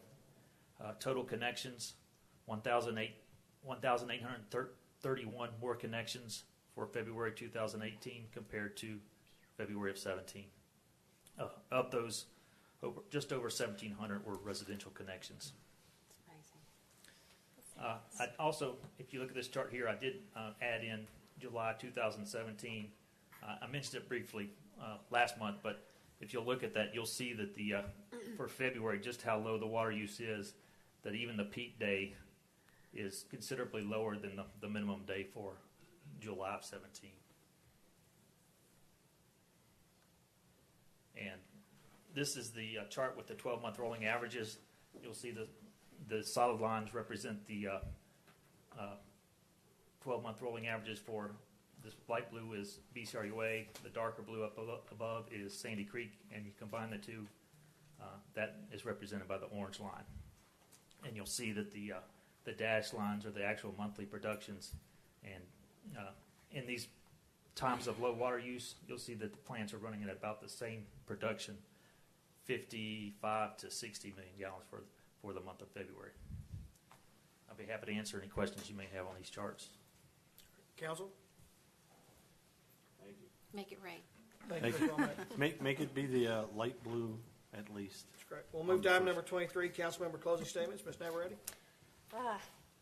This was a hard night. It's been a hard several weeks, I think, going through some of these confrontational agenda items. But I want to applaud council and staff for answering all our questions, and even the developers answering all of our questions we had.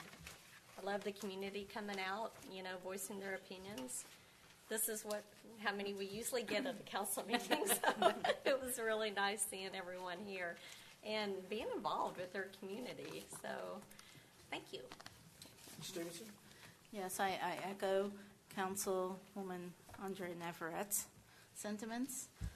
Yes, it has been tough, and it's a little bit stressful when we're pressed with making a decision, and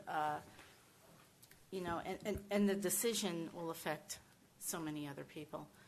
And I just want to say that we really do our best up here. We're human, and we're trying to take in all the information and figure out what's best for everyone. And I just also want to say happy St. Patty's Day. Wear green this Saturday, too. Shepard? I agree with both of those statements. And I would just like to add that I think the more this happens, I think, and unfortunately, as long as we have rezoning requests, there are going to be people who oppose. And I think we've done a fairly good job of showing our citizens that we're open to dialogue. And I've noticed that they become a little less hostile. Maybe I'm imagining that, but I think the relationship between us and our citizens is evolving as well, and that makes me really happy because we're all here for the same reason. We all want the best city we can have, and if any of you talk to those people who came and spoke, I hope that you'll convey our appreciation because it doesn't have to be antagonistic, and I think we came to a good conclusion with a lot of respectful conversation. Mr. Hill? Yeah, I would echo that. I mean, we did the right thing tonight. So we should do the right thing, whether there's 50 people or 5. So I would hope that we continue to do that and continue to listen to the people in our city. Thank you. Pro Tem? Mike, how do we look on TV? Beautiful. Nice. That's all I got. Mr. Aberzays? I know it's been a tiring week for me, but it is somewhat enjoyable because I got to meet and talk to some very interesting people, and I think I changed their mind maybe a little, and I think they changed mine a little. So in the end, I think it was the best for the city. But I wish, and I think we need to continue to work on getting more interaction ahead of time. I think we should try to do something to get workshops attended by the right people, the people who are affected by the workshops, especially if we can easily identify who they are. And get the correct information Right. out there. Correct. Thanks. Great. The time's 10:03. I'll entertain a motion to adjourn. So be it. Let the credits roll, Mr. New. We are adjourned. That's new. Do we have music?